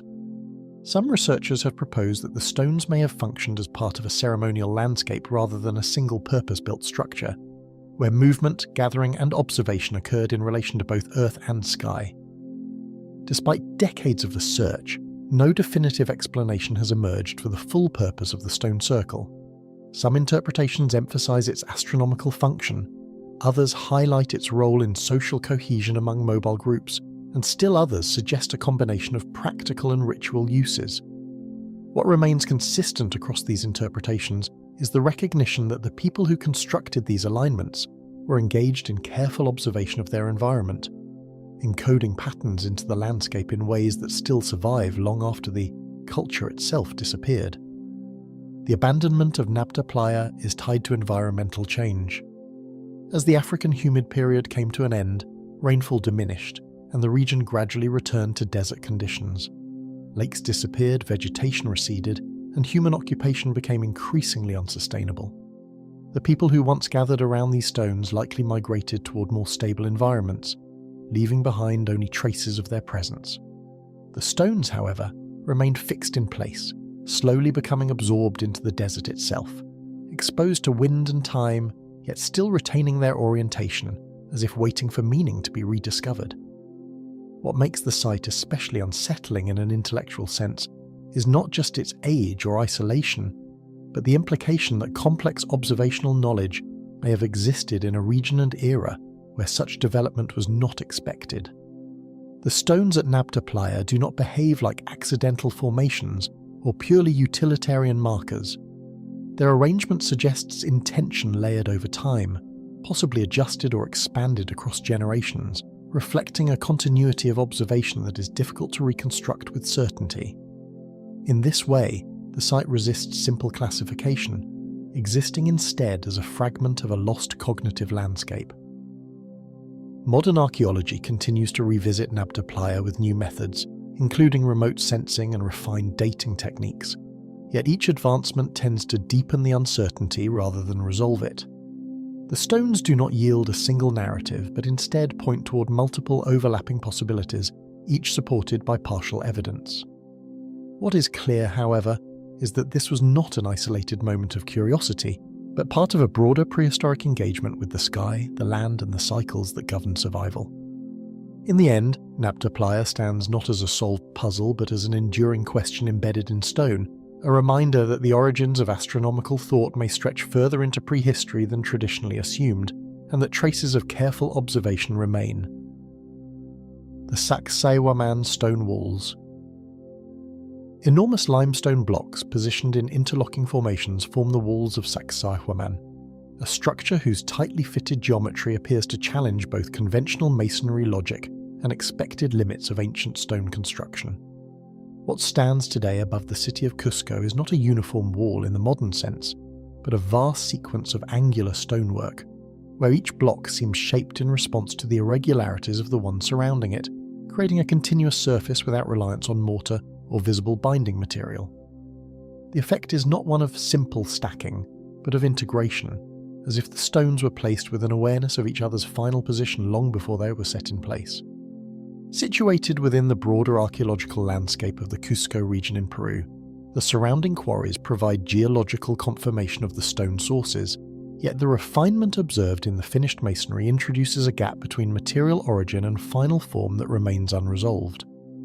The limestone used in the fortress was extracted from sites in the nearby Andean terrain, yet quarry marks and unfinished blocks found in the region suggest a process far more complex than simple extraction and transport. Some stones appear partially shaped at their source, while others seem to have undergone extensive refinement after being moved, raising questions about how preparation and placement were coordinated across uneven mountain terrain. Polygonal stones of highly variable size are joined along their edges with extreme precision, producing contact points so tight in many sections that the absence of mortar does not compromise structural continuity. The surfaces of these blocks do not follow uniform dimensions, yet they meet with a consistency that gives the impression of deliberate adaptation rather than forced alignment. Irregular corners interlock in ways that distribute weight across multiple contact points, creating a structural coherence that is difficult to attribute to simple trial and error placement. The result is a wall system where randomness in shape produces order in assembly.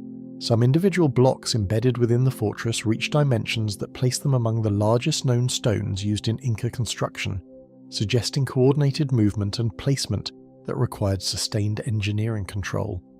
These stones are not isolated features, but integrated components of the lower wall sections, where their mass contributes directly to the stability of the entire structure.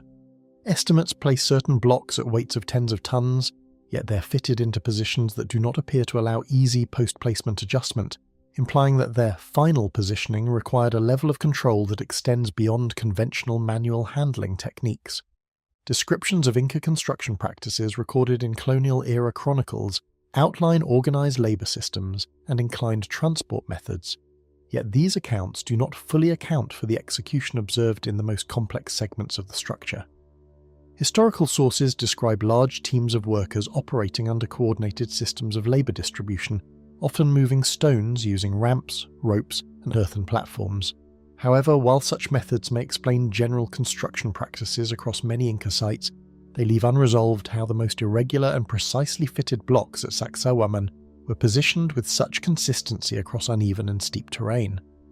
Seismic testing across centuries of regional activity has revealed an unexpected resilience in the stonework, where interlocking forms distribute pressure in ways that have preserved large portions of the original structure. Cusco lies in a region of significant seismic activity, yet Sacsayhuaman has endured repeated earthquakes that have damaged more modern constructions in the surrounding area.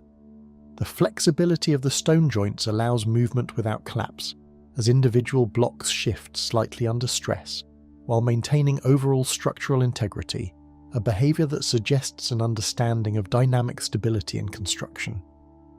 Across the hillside terrain, the fortress expands through angular terraces and zigzagging defensive walls that follow the natural contours of elevation while maintaining a rigid internal architectural logic. The layout is not a random expansion, but a structured response to topography, where each terrace and wall segment appears positioned to reinforce both defensive capability and spatial organization.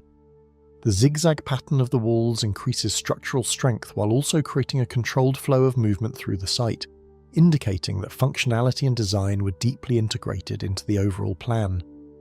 Between the irregular outlines of individual stones and the continuous stability of the completed walls exists a structural contradiction that resists reduction into conventional categories of construction technique. The visual inconsistency of the blocks contrasts sharply with the precision of their final arrangement, producing a built environment where disorder at the micro level produces order at the macro level. This duality complicates attempts to interpret the site through standard architectural frameworks, as the expected relationship between uniform components and predictable assembly does not fully apply. Archaeological interpretation continues to produce partial models of construction, yet no single framework has successfully accounted for every aspect of the most precise masonry sections at Sacsayhuaman. Excavations and comparative studies across other Inca sites have provided valuable insight into general building practices, but the most complex joints and largest stones at this fortress remain only partially explained within existing reconstructions. Each proposed method resolves certain aspects while leaving others unresolved, creating a fragmented understanding that persists despite extensive research. Observation of the site over time reinforces the sense that its most defining characteristic is not only durability, but the persistent absence of a fully traceable method behind its creation. The walls do not simply endure as ruins of a former structure, but continue to present themselves as an active question within archaeology, where material evidence exists without a complete narrative of execution. The more closely the construction is examined, the more it resists simplification into a single explanatory model, as if the process behind its formation remains partially hidden within the stones themselves. The stones of Sacsayhuaman remain in place without revealing how they were set. The baffling layout of Teotihuacan. A continuous network of intersecting avenues and monumental platforms defines an ancient urban field whose overall order becomes visible before any single structure is individually recognized. the arrangement does not present itself as a collection of isolated monuments, but as a unified spatial composition where roads, plazas, and pyramidal forms appear embedded within a single deliberate framework. Long before any interpretation is imposed upon it, the site reveals a logic of placement that suggests coordination at the scale of an entire city, rather than incremental settlement growth.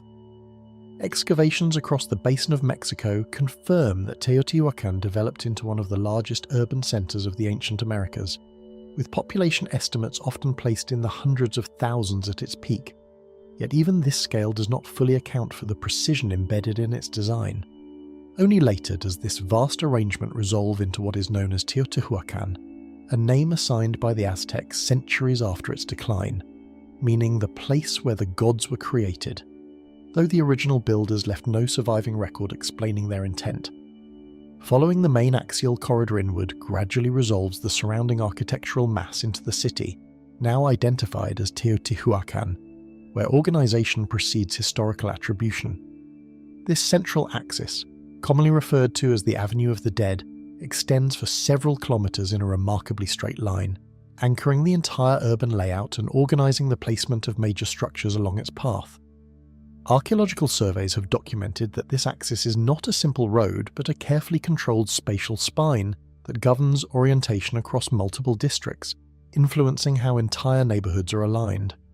Its alignment structures perception itself, drawing the eye forward through a controlled sequence of plazas and platforms that unfold with measured intervals, as if distance and scale were deliberately calibrated to guide movement through space. Shifts in proportion between distant monumental forms along the primary ceremonial route create a controlled visual hierarchy that appears designed to regulate perception through distance rather than decoration. The Pyramid of the Sun rises prominently near the center of this system, constructed over earlier natural caves and later modified in successive building phases, while the Pyramid of the Moon occupies a position at the northern end of the avenue, both positioned in ways that define spatial relationships across the city. Archaeological mapping shows that smaller platforms and structures between these major pyramids follow consistent proportional spacing, reinforcing the impression that scale relationships were not incidental, but embedded within the design logic itself. These structures do not exist in isolation but function as reference points within a broader geometric arrangement, where their placement influences how the surrounding space is experienced and understood. Repetition of orientation patterns emerges when comparing residential districts and civic zones, indicating that directional consistency governs construction beyond isolated architectural decisions. The urban grid extends across multiple neighborhoods, where building orientations and street alignments maintain a degree of uniformity that suggests coordinated planning at a citywide scale. Even when topography shifts or natural obstacles appear, the alignment system appears to persist, adapting rather than breaking, which reinforces the impression of a governing spatial principle applied across diverse environments. This repetition produces a sense of structural coherence that persists even when individual districts differ in function or density, reinforcing the impression of an underlying organizing principle that governs the entire settlement. No clearly traceable founding narrative is embedded in the visible architectural sequence, leaving origin unresolved at the level of spatial organization itself. Archaeological evidence has confirmed extensive occupation and development phases, including construction layers that indicate long-term rebuilding and expansion, yet the identity of the primary architects of this urban system remains only partially defined in historical terms. Material culture, such as ceramics and murals, provides insight into cultural practices, but does not resolve the question of centralized authorship or political structure at the moment of the city's initial formation. Later civilizations encountered the site in a state of abandonment, interpreting its scale and precision through their own cultural frameworks without direct knowledge of its creators. Standardized housing compounds distributed throughout the settlement reflect repeated modular planning, suggesting coordination at scales that extend beyond localized building activity. These residential complexes, often referred to as apartment compounds, contained multifamily dwellings, courtyards, and drainage systems, indicating a level of urban infrastructure that supported sustained high-density habitation. Archaeological remains within these compounds show evidence of craft production, trade activity and domestic organisation, suggesting that daily life was integrated into the same structured urban logic that governed ceremonial construction. The repetition of these forms across vast areas of the city suggests that habitation was not incidental to the city's design, but embedded within its architectural planning. Repeated directional correspondences with celestial alignments appear embedded in multiple structural relationships, forming observable patterns that remain open to interpretation. Studies of architectural orientation have noted alignments that correspond with solar cycles and possibly Venus-related observations, though the extent to which these relationships were intentional, symbolic, or functional continues to be examined. Some researchers have pointed to the possibility that entire districts may have been organised in relation to horizon events visible from specific vantage points within the city, though such interpretations remain carefully debated within archaeological scholarship. These patterns introduce another layer of complexity to the city's design, where spatial organisation may have extended beyond terrestrial function into broader observational systems. Gradual interruption in architectural continuity marks a transition from sustained occupation to decline, while the underlying urban framework remains physically intact. Archaeological layers indicate phases of internal disruption, including evidence of fire damage in certain sectors and subsequent rebuilding in others, though the sequence and causes of these events are not fully established. Despite this decline, the structural coherence of the city's layout persists, preserving its original geometric order even in the absence of its active population. The abandonment process appears to have been extended rather than abrupt, leaving behind a city that was gradually emptied rather than immediately destroyed. Encounters by later civilizations with the ruins preserved the physical city but not its original explanatory framework, resulting in an inherited structure without preserved authorship.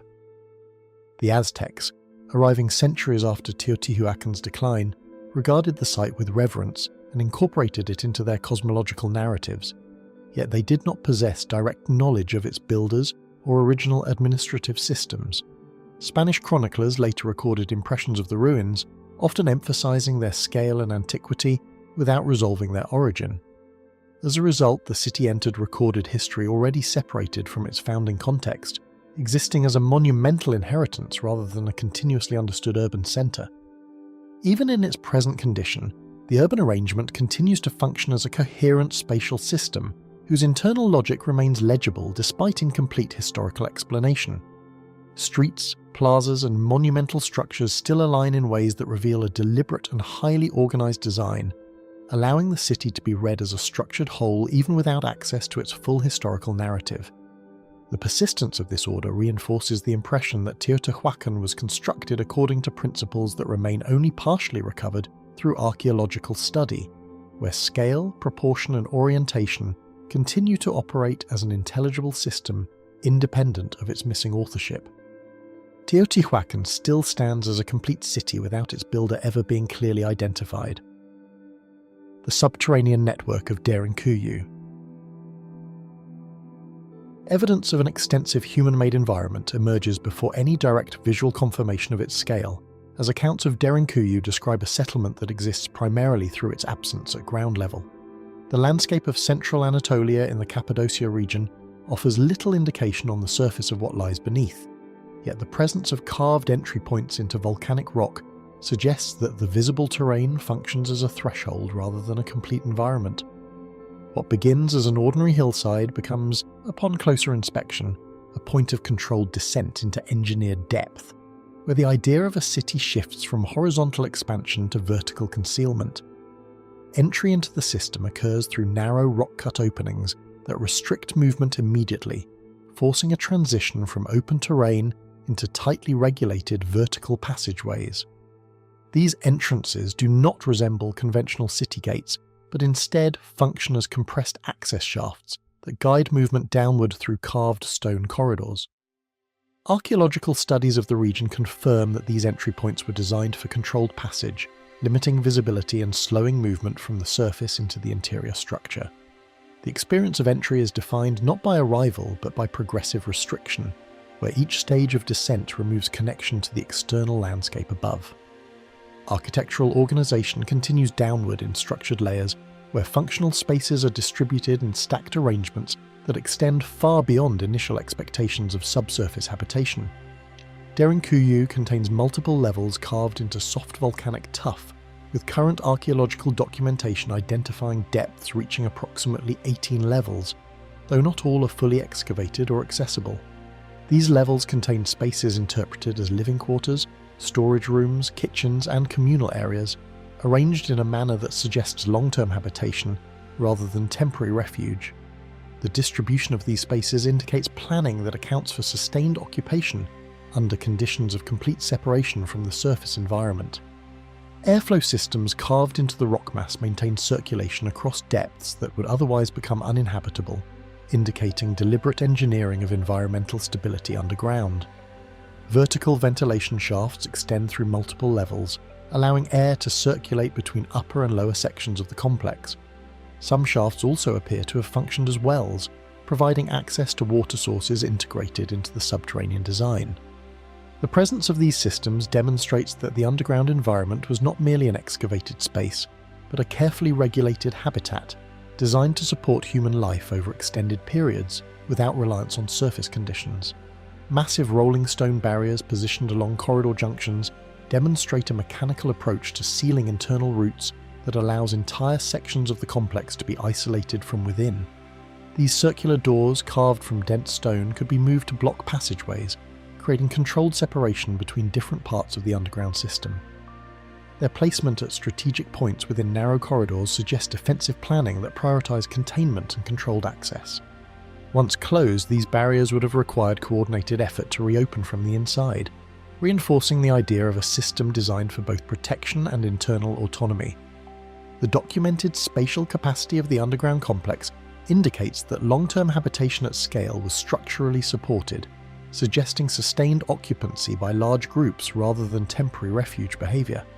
Archaeological estimates suggest that Derinkuyu could have housed thousands of individuals with infrastructure capable of supporting daily life underground for extended periods. Storage rooms for food supplies, designated areas for livestock, and communal gathering spaces indicate that the system was not limited to survival in emergency conditions alone, but was capable of functioning as a fully operational settlement beneath the surface. Regional subterranean passage systems extend the architectural logic of Derinkuyu beyond a single site, forming interconnected underground settlements across the Cappadocian landscape. Archaeological surveys have identified tunnel connections linking Derinkuyu with nearby underground complexes such as Kaimakli, suggesting that these structures may have been part of a broader network rather than isolated constructions.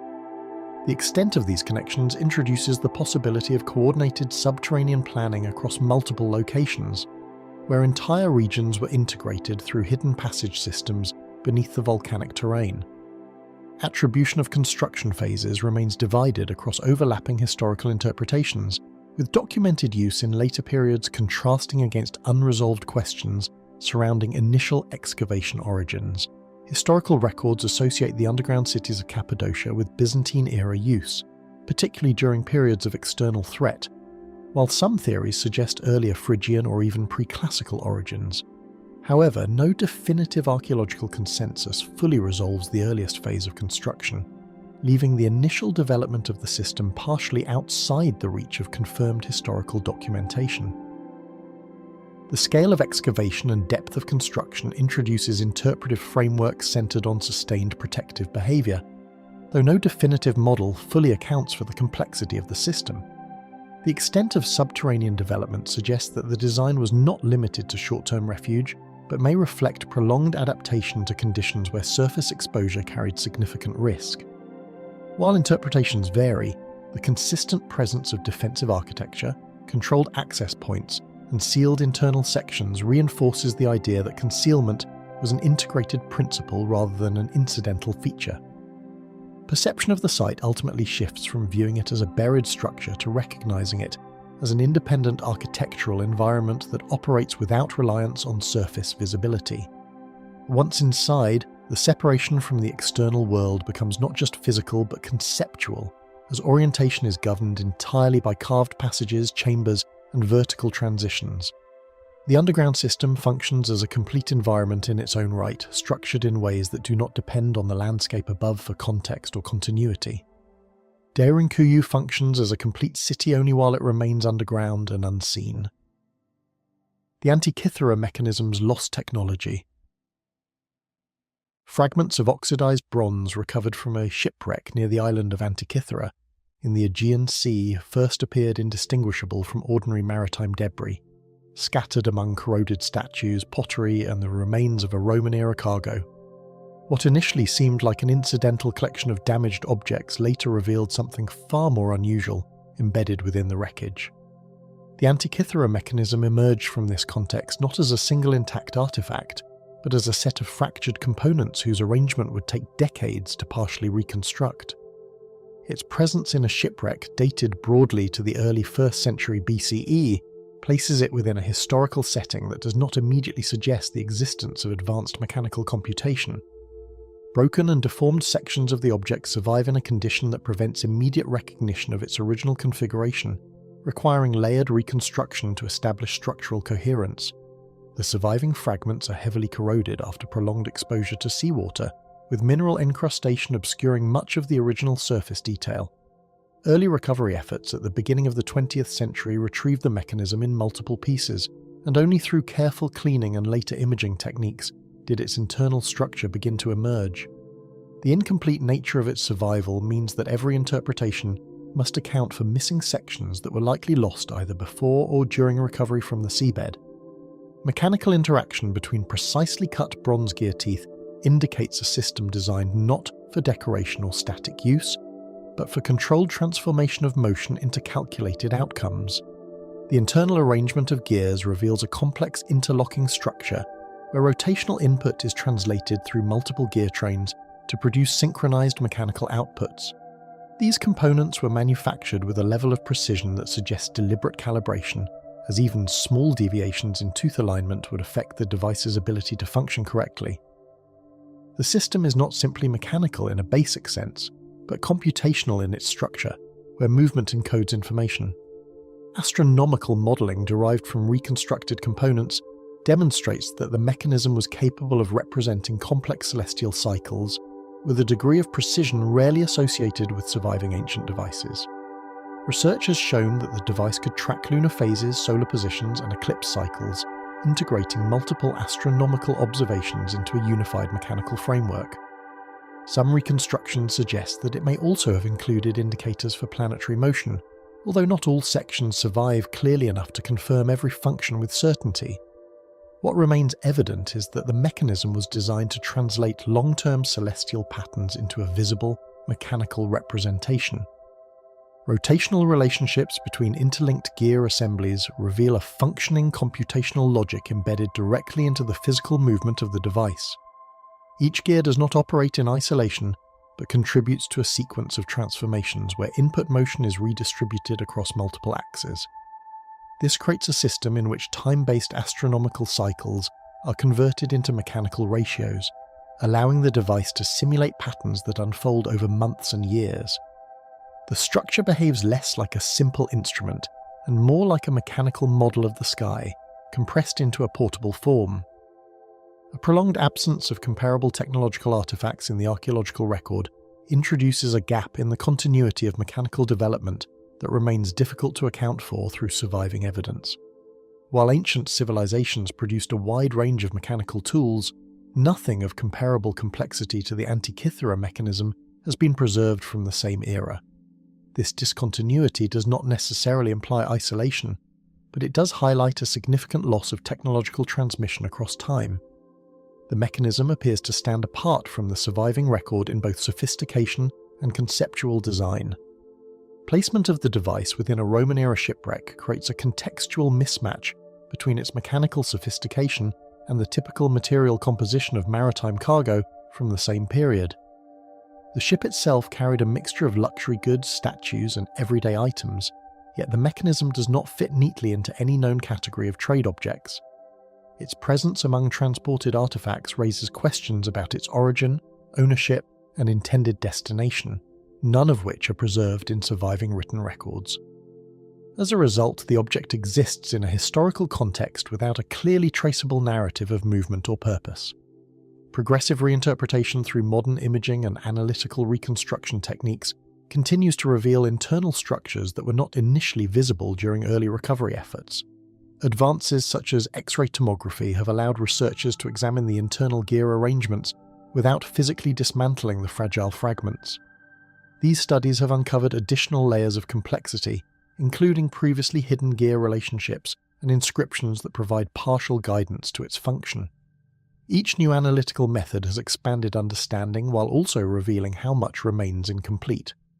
Comparison with known ancient engineering practices highlights a persistent tension between documented technological capability and the complexity demonstrated by the mechanism's internal design. While ancient Greek engineers are known to have developed sophisticated mechanical devices, including early forms of automation and gear-based systems, the Antikythera mechanism exceeds these examples in both scale and precision. This discrepancy has led to continued study of how such knowledge was developed, transmitted, and ultimately lost or fragmented within the historical record. Even after extensive reconstruction, the device cannot be fully experienced as a continuous operational system, remaining partially fragmented in both physical and conceptual form. Missing components limit the ability to observe its complete functional sequence, leaving sections of its operation inferred rather than directly observable.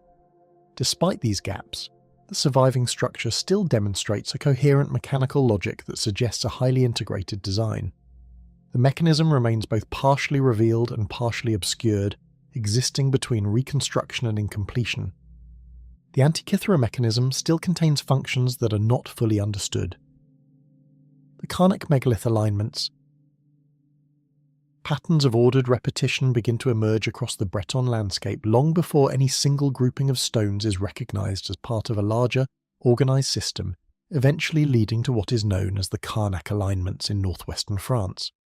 What first appears as scattered prehistoric remains gradually resolves into something far more deliberate, as lines of upright stones extend across open fields and gently rolling terrain. The scale of distribution does not immediately suggest a single monument or localized structure, but rather a vast coordinated arrangement that spans multiple kilometers of countryside. Archaeological surveys in the region of Carnac in Brittany confirm that these alignments consist of thousands of standing stones, many arranged in long parallel rows that continue across varied terrain without collapsing into randomness or irregular clustering. Extensive rows of upright granite stones extend across the terrain in linear sequences that maintain remarkable consistency over long distances, creating a visual effect of repetition that dominates the landscape rather than blending into it. These megaliths vary in height, with some reaching several meters while others remain significantly shorter, yet their placement adheres to a persistent linear organization that remains visible even when interrupted by modern land use or natural erosion. The arrangement produces a strong directional impression, as if the landscape itself has been segmented into repeated structural bands. Even when individual stones are weathered or partially buried, the linear continuity of the alignments remains detectable through spacing patterns and residual positioning.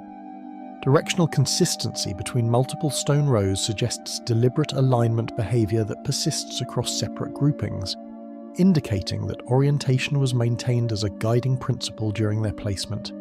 In several sections of the Carnac field, rows of stones run parallel for extended distances before subtly shifting orientation in relation to terrain changes, yet they continue to preserve internal coherence within each alignment cluster. This repeated directional logic appears too consistent to be incidental, especially when viewed across the broader distribution of the site. The alignments do not converge toward a single focal point, yet they maintain a shared structural language of orientation that spans the entire region. Variations in density appear between different alignments, where tightly clustered segments transition into more widely spaced formations, producing a structured distribution pattern across the overall field. Some areas contain dense concentrations of standing stones arranged in closely packed rows, while other sections show greater spacing between individual stones and alignments. This variation does not disrupt the broader order of the system, but instead introduces rhythm into the landscape, as if different zones were assigned distinct levels of intensity within the same underlying framework. The result is not uniform repetition, but controlled variation within a consistent organisational structure. Uniformity in stone material across the majority of the alignments indicates selective use of locally available granite, shaped and positioned in ways that emphasise repetition rather than variation in form. Geological studies confirm that many of the stones originate from nearby sources, suggesting that transport distances were managed within a regional scope. Despite differences in size and erosion patterns, the stones share a common material identity that reinforces the visual coherence of the alignments. Their surfaces, weathered over millennia, still retain enough structural definition to preserve the impression of deliberate placement rather than a random deposition. Absence of a central monument or singular focal structure distinguishes the Carnac alignments from typical ceremonial complexes, as the organisation of the site is distributed across multiple linear groupings instead of converging toward a single point. Unlike many archaeological sites where meaning is anchored by a dominant structure, Carnac presents a landscape where significance is dispersed across repetition itself. The lack of a central architectural feature shifts attention away from hierarchy and toward pattern, where meaning must be interpreted through repetition and orientation rather than monumental dominance. This distributed structure continues across the entire field without revealing an obvious point of origin. Interpretive frameworks proposed by archaeology include ritual, astronomical, and social explanations, yet none fully account for the scale or consistency of the alignment patterns observed across the entire landscape. Some researchers have suggested that the stones may relate to ceremonial pathways or territorial markers, while others have explored potential connections to celestial observation or seasonal cycles. However, no single interpretation has achieved consensus, and the complexity of the alignments allows for multiple overlapping readings without definitive resolution. The persistence of unresolved interpretation contributes to the enduring analytical challenge of the site. Integration of the stones into the natural topography reveals that placement was adjusted to terrain conditions rather than imposed uniformly, suggesting adaptation of alignment logic to environmental variation.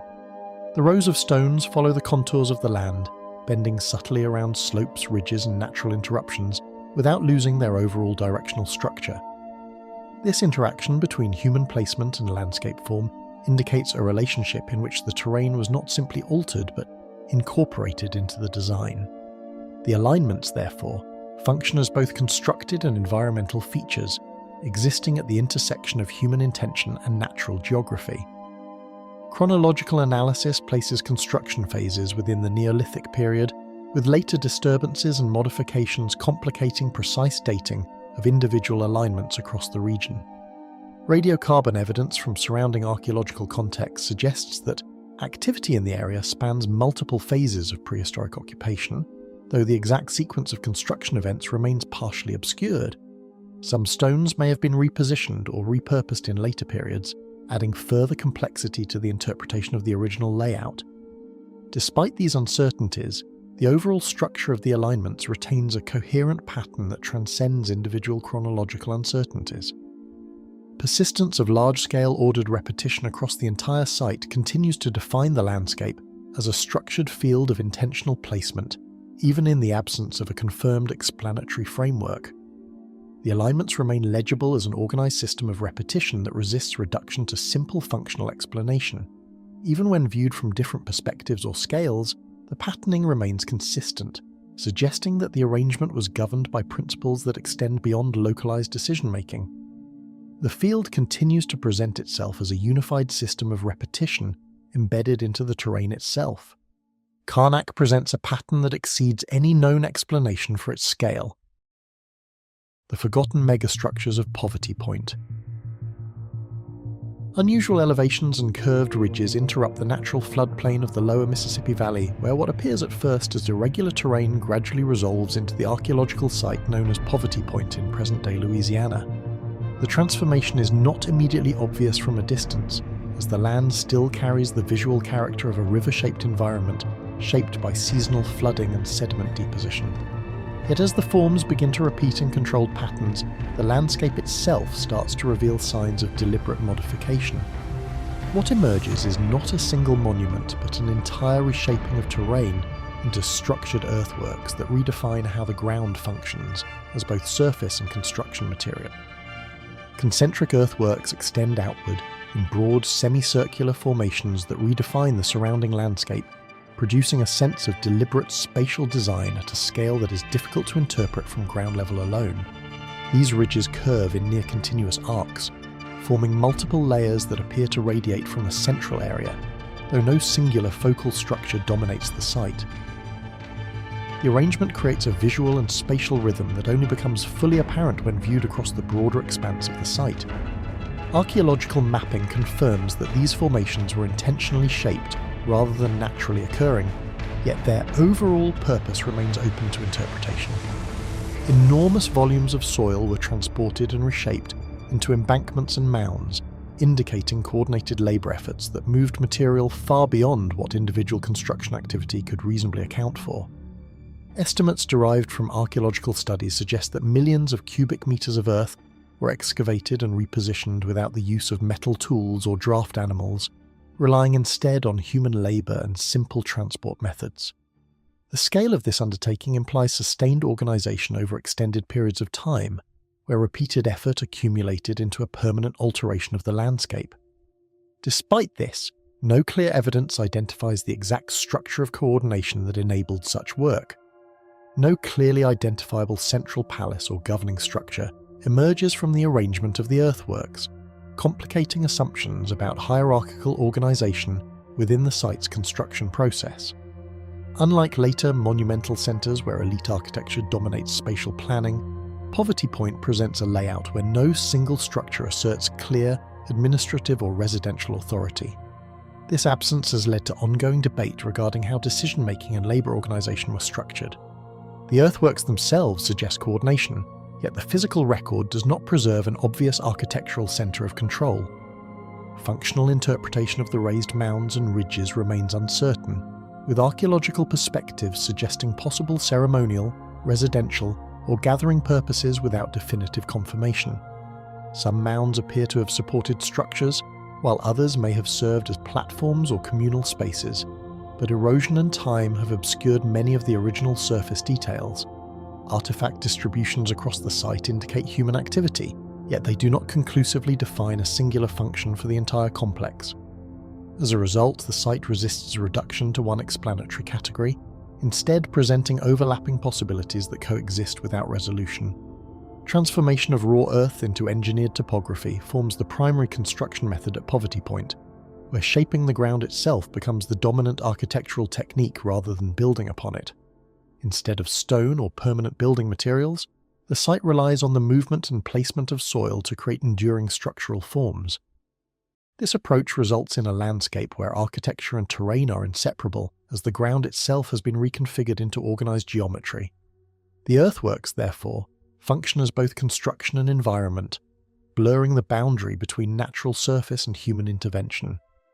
Connections to broader late archaic cultural traditions in North America place the site within a wider pattern of mound-building activity, though Poverty Point remains exceptional in its scale and complexity. Other contemporary sites demonstrate earthwork construction on a smaller scale, but few exhibit the same level of geometric organisation or material volume. This suggests that, while mound building was part of a broader cultural practice, Poverty Point represents a particularly advanced expression of that tradition. The reasons for this concentration of scale in one location remain unclear within current archaeological understanding. Chronological evidence places the primary construction phase between approximately 1700 and 1100 BCE, yet variations in usage and modification over time introduce uncertainty into the sequence of development. Radiocarbon dating from associated materials provides a general time frame, but does not capture the full duration of occupation or possible later reuse of the site. Some sections of the earthworks may have been altered after their initial construction, adding complexity to the overall developmental history. This layered usage makes it difficult to reconstruct a single moment of completion or original design state. Interpretations of social organisation at the site continue to vary widely, as the scale of construction suggests coordination that does not easily align with assumed models of centralised authority. The absence of clear elite residential zones or administrative structures challenges conventional expectations of how large-scale labour projects are organised. Instead, the evidence points toward a system of cooperation whose exact form remains uncertain. Whether through seasonal gathering, distributed leadership, or other forms of social coordination, the mechanism behind the construction is not fully recoverable from the archaeological record. Even in its present condition, the earthwork complex retains a coherent spatial identity that continues to reflect intentional large-scale design despite the absence of a fully recoverable organisational framework. The curvature of the ridges and the placement of the mounds still define a structured landscape that can be traced across the terrain. This persistence of form allows the site to be understood as an integrated system even when its original social logic remains obscured. The landscape continues to communicate structure without revealing the full process behind its creation. Poverty Point preserves a landscape built on a logic that can no longer be fully reconstructed. The Baalbek Trilithon Enigma. A construction element exceeding the lifting capacity of most known ancient engineering systems rests within a monumental foundation at Baalbek, immediately challenging assumptions about what could physically be positioned in antiquity. The scale of this element does not present itself as an abstract curiosity, but as a confrontation with material reality, where stone has been placed in a configuration that demands explanation from both engineering and historical perspectives. Before any detailed identification is made, the sheer mass of the structure already disrupts conventional expectations of ancient construction limits. Only after this initial tension does the broader architectural context begin to take shape. This structural formation corresponds to the Baalbek Trilithon, where 3 limestone blocks form a continuous foundation segment embedded into the lower course of the temple platform. Each block is carefully dressed and aligned, forming part of a massive retaining wall that supports the broader structure above. The arrangement is not isolated decoration, but an integral component of the foundation system itself, positioned with precision that becomes more striking when viewed in relation to its scale. Archaeological examination confirms that these stones are part of a Roman-era construction phase associated with the monumental Temple of Jupiter complex, part of the larger sanctuary complex of Heliopolis in ancient Roman Syria. Nearby, additional quarrying and unfinished megaliths reinforce the sense that this was a long-term imperial building program, rather than a single isolated construction episode.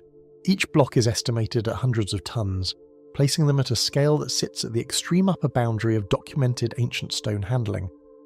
Their dimensions alone make them difficult to contextualize within standard frameworks of ancient lifting technology, even when accounting for known Roman engineering achievements across the empire. The weight distribution and uniform shaping suggest intentional preparation for structural integration rather than opportunistic reuse of existing materials, implying planning at a stage before final placement. Even more striking is the consistency of the stone finishing, which indicates that shaping occurred prior to movement rather than after installation, increasing the complexity of the logistical challenge. This level of precision at such a magnitude introduces a problem that remains central to all interpretations of the site. Quarry sources identified several kilometers away introduce a movement requirement that involves sustained transport of extreme mass across uneven and elevated terrain. The route between the extraction point and the construction site is not trivial, involving gradients, rocky passages, and elevation changes that would complicate any form of ancient hauling system. While Roman engineering is well documented in its use of ramps, rollers, sledges, and coordinated labour forces, the specific application of such methods at this scale remains unconfirmed in direct archaeological evidence. Even hypothetical reconstructions struggle to account for friction control, directional stability, and structural safety during the movement of blocks approaching this magnitude. The absence of preserved infrastructure, such as complete ramp systems or heavy-duty transport installations, leaves a gap between material origin and final placement. Roman imperial construction activity at Baalbek incorporated these megaliths into the foundational base of the Temple of Jupiter, embedding them into the earlier structural phase of the platform. This integration indicates that the stones were not later additions but part of an initial architectural vision executed during large-scale temple construction under Roman authority. The broader complex reflects a sustained investment in monumental architecture, where engineering ambition extended to the limits of available construction knowledge and imperial resources. Inscriptions from the site and nearby dedications confirm the religious and political importance of the sanctuary, reinforcing the idea that this was a high-status construction project intended to project imperial power through scale. Within this framework, the trilithon functions as both foundation and statement of permanence. The trilithon serves as a primary load-bearing layer, distributing the weight of the superstructure above across a foundation that depends on its structural continuity. This role places the stones at a critical point in the architectural system, where failure would compromise the stability of the entire elevated platform and the temple structure above it. Their positioning suggests that they were not only moved with precision, but also intended to remain permanently integrated into the structure, with no indication of later repositioning or adjustment. The engineering logic behind their placement reflects an understanding of load distribution at an extreme scale of material mass, where stability is achieved through sheer weight and interlocking alignment rather than flexible structural compensation. Irregular transitions in surrounding masonry suggest that construction may have occurred in multiple phases rather than a single uninterrupted building sequence. Variations in stone alignment, joint spacing, and finishing techniques indicate shifts in building activity that may correspond to different construction periods or teams of workers operating under evolving architectural directives. Some lower courses appear more massive and less refined, while upper sections display more standardized Roman masonry techniques, suggesting an evolution in building strategy over time. These subtle inconsistencies do not undermine the overall stability of the structure, but do introduce questions about the continuity of planning, resource availability, and workforce organization during construction. No surviving historical accounts describe the mechanical methods used to lift or position stones of this magnitude during the construction process. While Roman engineering texts document a wide range of construction techniques, cranes, and lifting devices, none provide a direct explanation for the handling of blocks at this scale in situ. This absence of procedural detail creates a discontinuity between the physical evidence and the written record, leaving modern interpretation dependent on partial reconstruction and experimental archaeology. Some modern studies have attempted to model ramp systems or combined lifting strategies, yet none have produced definitive proof that fully accounts for the observed results at Baalbek. Other Roman engineering sites demonstrate advanced stone construction techniques, yet none consistently reproduce the extreme mass scale present in Baalbek's foundation level. Comparisons with aqueducts, bridges, temples, and civic monuments across the empire reveal a consistent mastery of heavy construction, but typically within far smaller material thresholds that allowed for modular assembly and repeated standardization. Baalbek stands apart not because it lacks Roman architectural characteristics, but because it extends those characteristics into an exceptional range of mass handling that pushes beyond typical engineering repetition. This distinction continues to define its analytical importance within ancient construction studies, particularly in discussions of technological limits and logistical capability. The trilithon remains embedded as a structural reality that continues to resist complete explanation through known ancient engineering frameworks. Its position within the foundation is stable, precise, and functionally integrated, yet the methods required to achieve this result remain partially unresolved even after extensive archaeological and engineering analysis. The stones do not appear displaced, experimental, or provisional, but instead are permanently established within the architectural system, as if their placement was achieved through a process that left no visible procedural trace.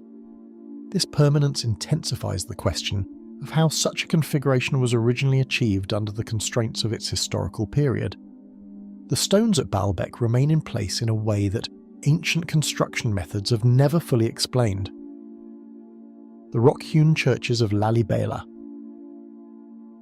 Massive sections of volcanic rock were carved and excavated downward at Lalibela in the medieval period, a process traditionally associated with King Lalibela, producing enclosed architectural spaces directly within the living ground. The terrain itself does not show evidence of conventional construction activity rising upward from foundations, but instead presents an inverted logic where usable space emerges only after material has been removed. This reversal of typical building practice places emphasis on absence rather than addition, where the absence of rock becomes the defining feature of the structure. In several areas, the cut edges of the bedrock still preserve traces of deliberate shaping, suggesting careful control over both depth and angle during excavation. Downward excavation into basaltic terrain established the primary construction method, where entire building volumes were defined by the removal of rock rather than the addition of structural materials. The work required careful control of vertical and horizontal carving to maintain structural integrity while shaping interior chambers and exterior facades simultaneously. Unlike masonry construction, there are no stacked elements to distribute load, as the surrounding rock itself functions as both enclosure and support. This makes the architectural outcome inseparable from the geological medium in which it was formed. Drainage considerations appear to have been integrated into the carving process, with subtle channels guiding seasonal water away from interior spaces. Single rock masses contain complete church interiors, with walls, floors and ceilings forming continuous carved surfaces shaped from one unified geological body.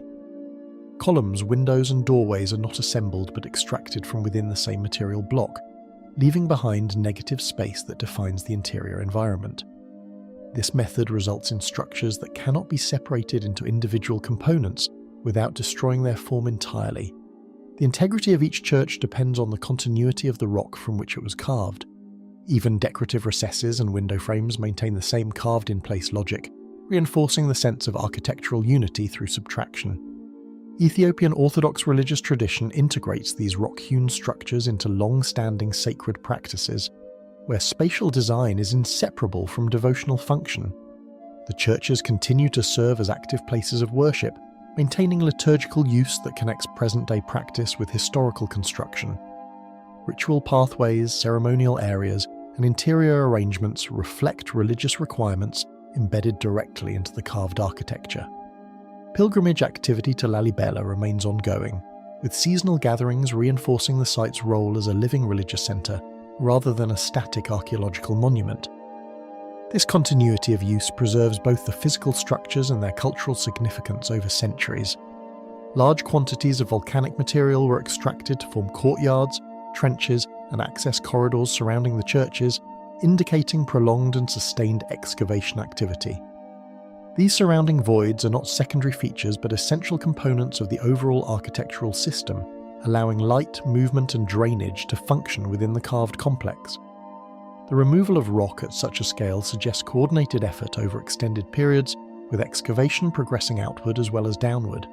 In some sections, the depth of these surrounding trenches reaches the level of entire building stories, reinforcing the impression that the landscape itself was systematically hollowed. The resulting environment is defined as much by what was removed as by what was left standing. Absence of fully documented construction techniques leaves the methods used to shape entire monolithic structures open to archaeological interpretation based on physical evidence alone. Tool marks preserved in certain areas indicate the use of chisels and repetitive manual carving, but they do not fully explain how large-scale vertical excavation was maintained with precision across multiple structures. The consistency of geometric planning suggests careful pre-design, even though no architectural drawings or direct records survive. Some scholars point to gradual excavation from above with temporary scaffolding systems, yet no definitive material remains of such infrastructure have been identified. As a result, reconstruction of the process remains dependent on indirect analysis of the rock itself. Narrow passageways and carved channels connect the individual churches, allowing movement between structures through a network of excavated ground-level routes. These corridors are cut directly into the same volcanic substrate, creating a unified spatial system that links separate religious buildings into a continuous complex.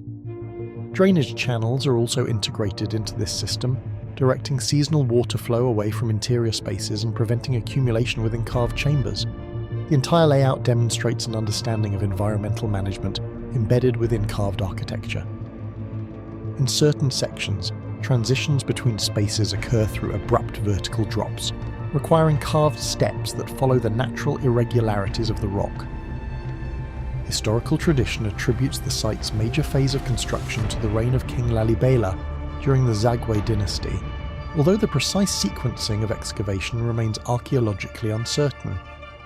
Ethiopian historical accounts and religious narratives consistently associate the creation of the churches with this period, though the extent of direct royal involvement is not conclusively established in surviving material evidence. The alignment between tradition and architectural complexity continues to shape scholarly interpretation of the site's origins. Despite this, the exact order and duration of construction phases remain partially unresolved, particularly in relation to whether all structures were completed within a single coordinated effort or developed incrementally over time. Subterranean positioning of the churches contributes significantly to their preservation, shielding carved architectural surfaces from long-term surface erosion and environmental exposure. The recessed nature of the structures reduces the impact of wind, temperature variation, and external weathering, allowing fine details in the rock to survive over centuries. This protective environment has helped maintain interior carvings and structural clarity that might otherwise have degraded over time. In some areas, the surrounding ground level has shifted slightly, increasing the depth of certain courtyards and further enclosing the carved spaces. The landscape itself functions as a natural protective enclosure for the architecture.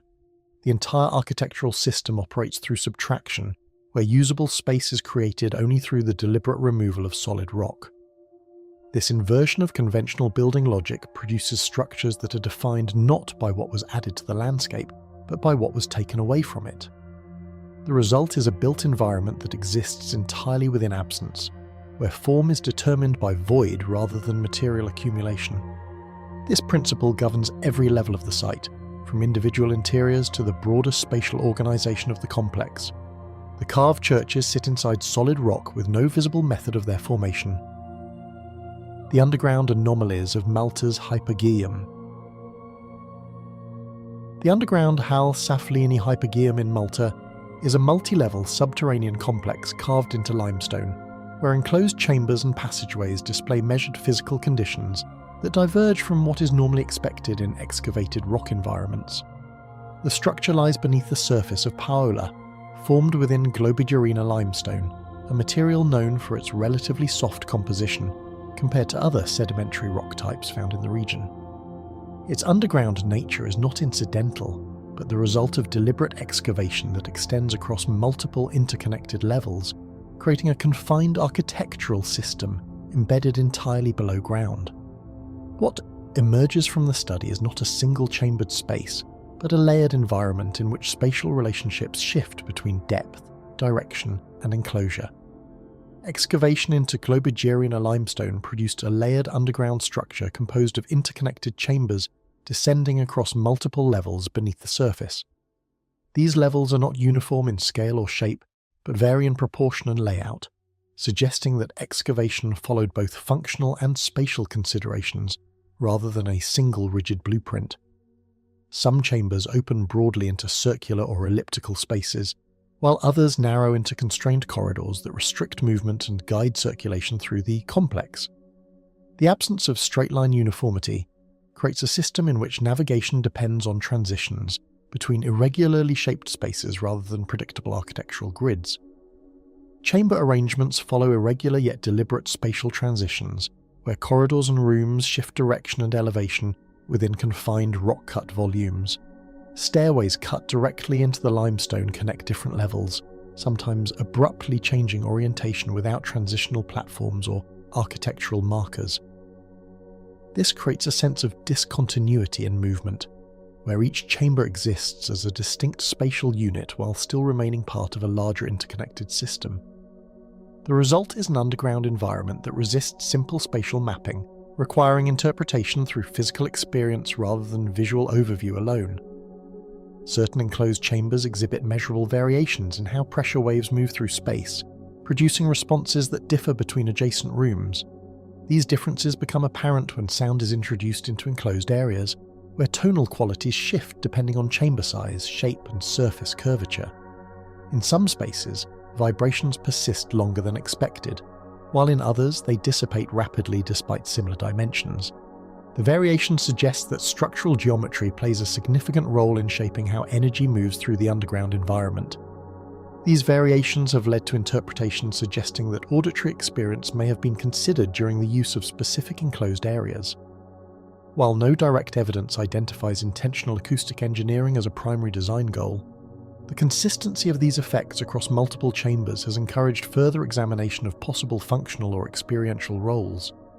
The possibility that sound behavior influenced how certain spaces were used introduces a layer of interpretation that extends beyond purely structural analysis.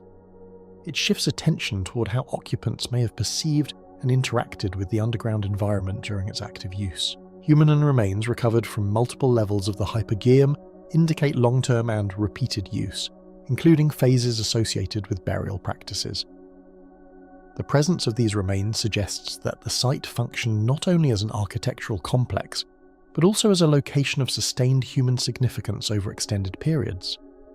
The distribution of burials across different chambers implies that usage patterns may have varied depending on spatial location within the underground system. This adds complexity to understanding how the space was organised and experienced across different phases of its history. The properties of Globigerina limestone influence how vibrations propagate through enclosed spaces due to its density and internal structure. This geological composition allows for the transmission and modulation of pressure waves in ways that differ from harder or more crystalline rock types.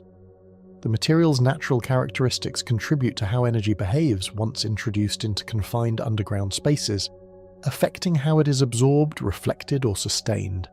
As a result, the physical medium itself becomes an active factor in shaping environmental response. Dating evidence places the construction and extended use of the Hypogeum across multiple prehistoric phases, with later modifications evident in certain chambers. The chronological framework is not defined by a single moment of creation, but by a sequence of development, adaptation, and continued use over time. This layered history suggests that the underground complex may have evolved in function as well as form, responding to shifting cultural or practical requirements. The accumulation of changes across periods adds depth to the architectural record preserved within the limestone. Interconnected passageways create a continuous underground network in which movement between chambers alters environmental conditions within enclosed spaces.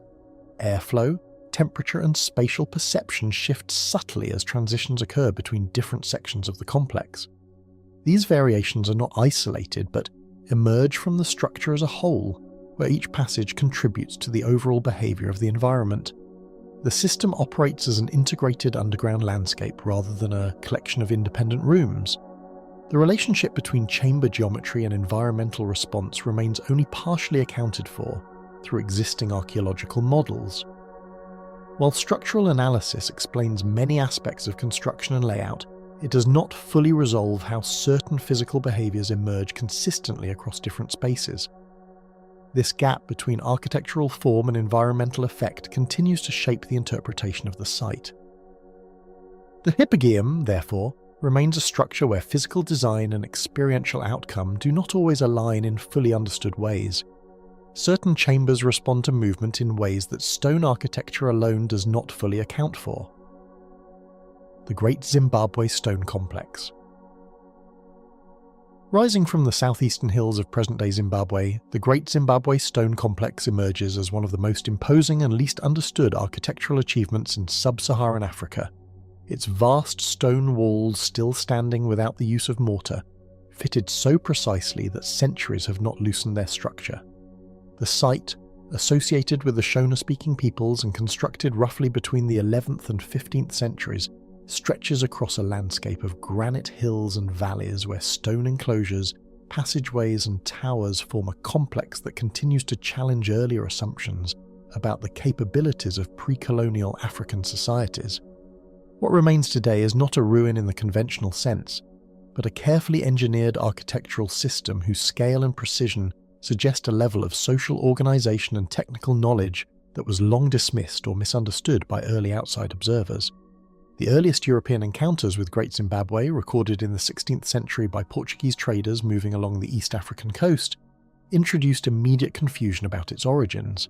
Unable to reconcile the sophistication of the stone construction with their own preconceptions, many early accounts attributed the site to distant civilizations, including speculative links to the biblical land of Ophir. These interpretations were not grounded in evidence, yet they persisted for centuries, shaping how the site was perceived in colonial scholarship. The absence of written records from the builders themselves created a vacuum that was often filled with external theories rather than careful archaeological investigation, delaying recognition of the indigenous culture responsible for its creation.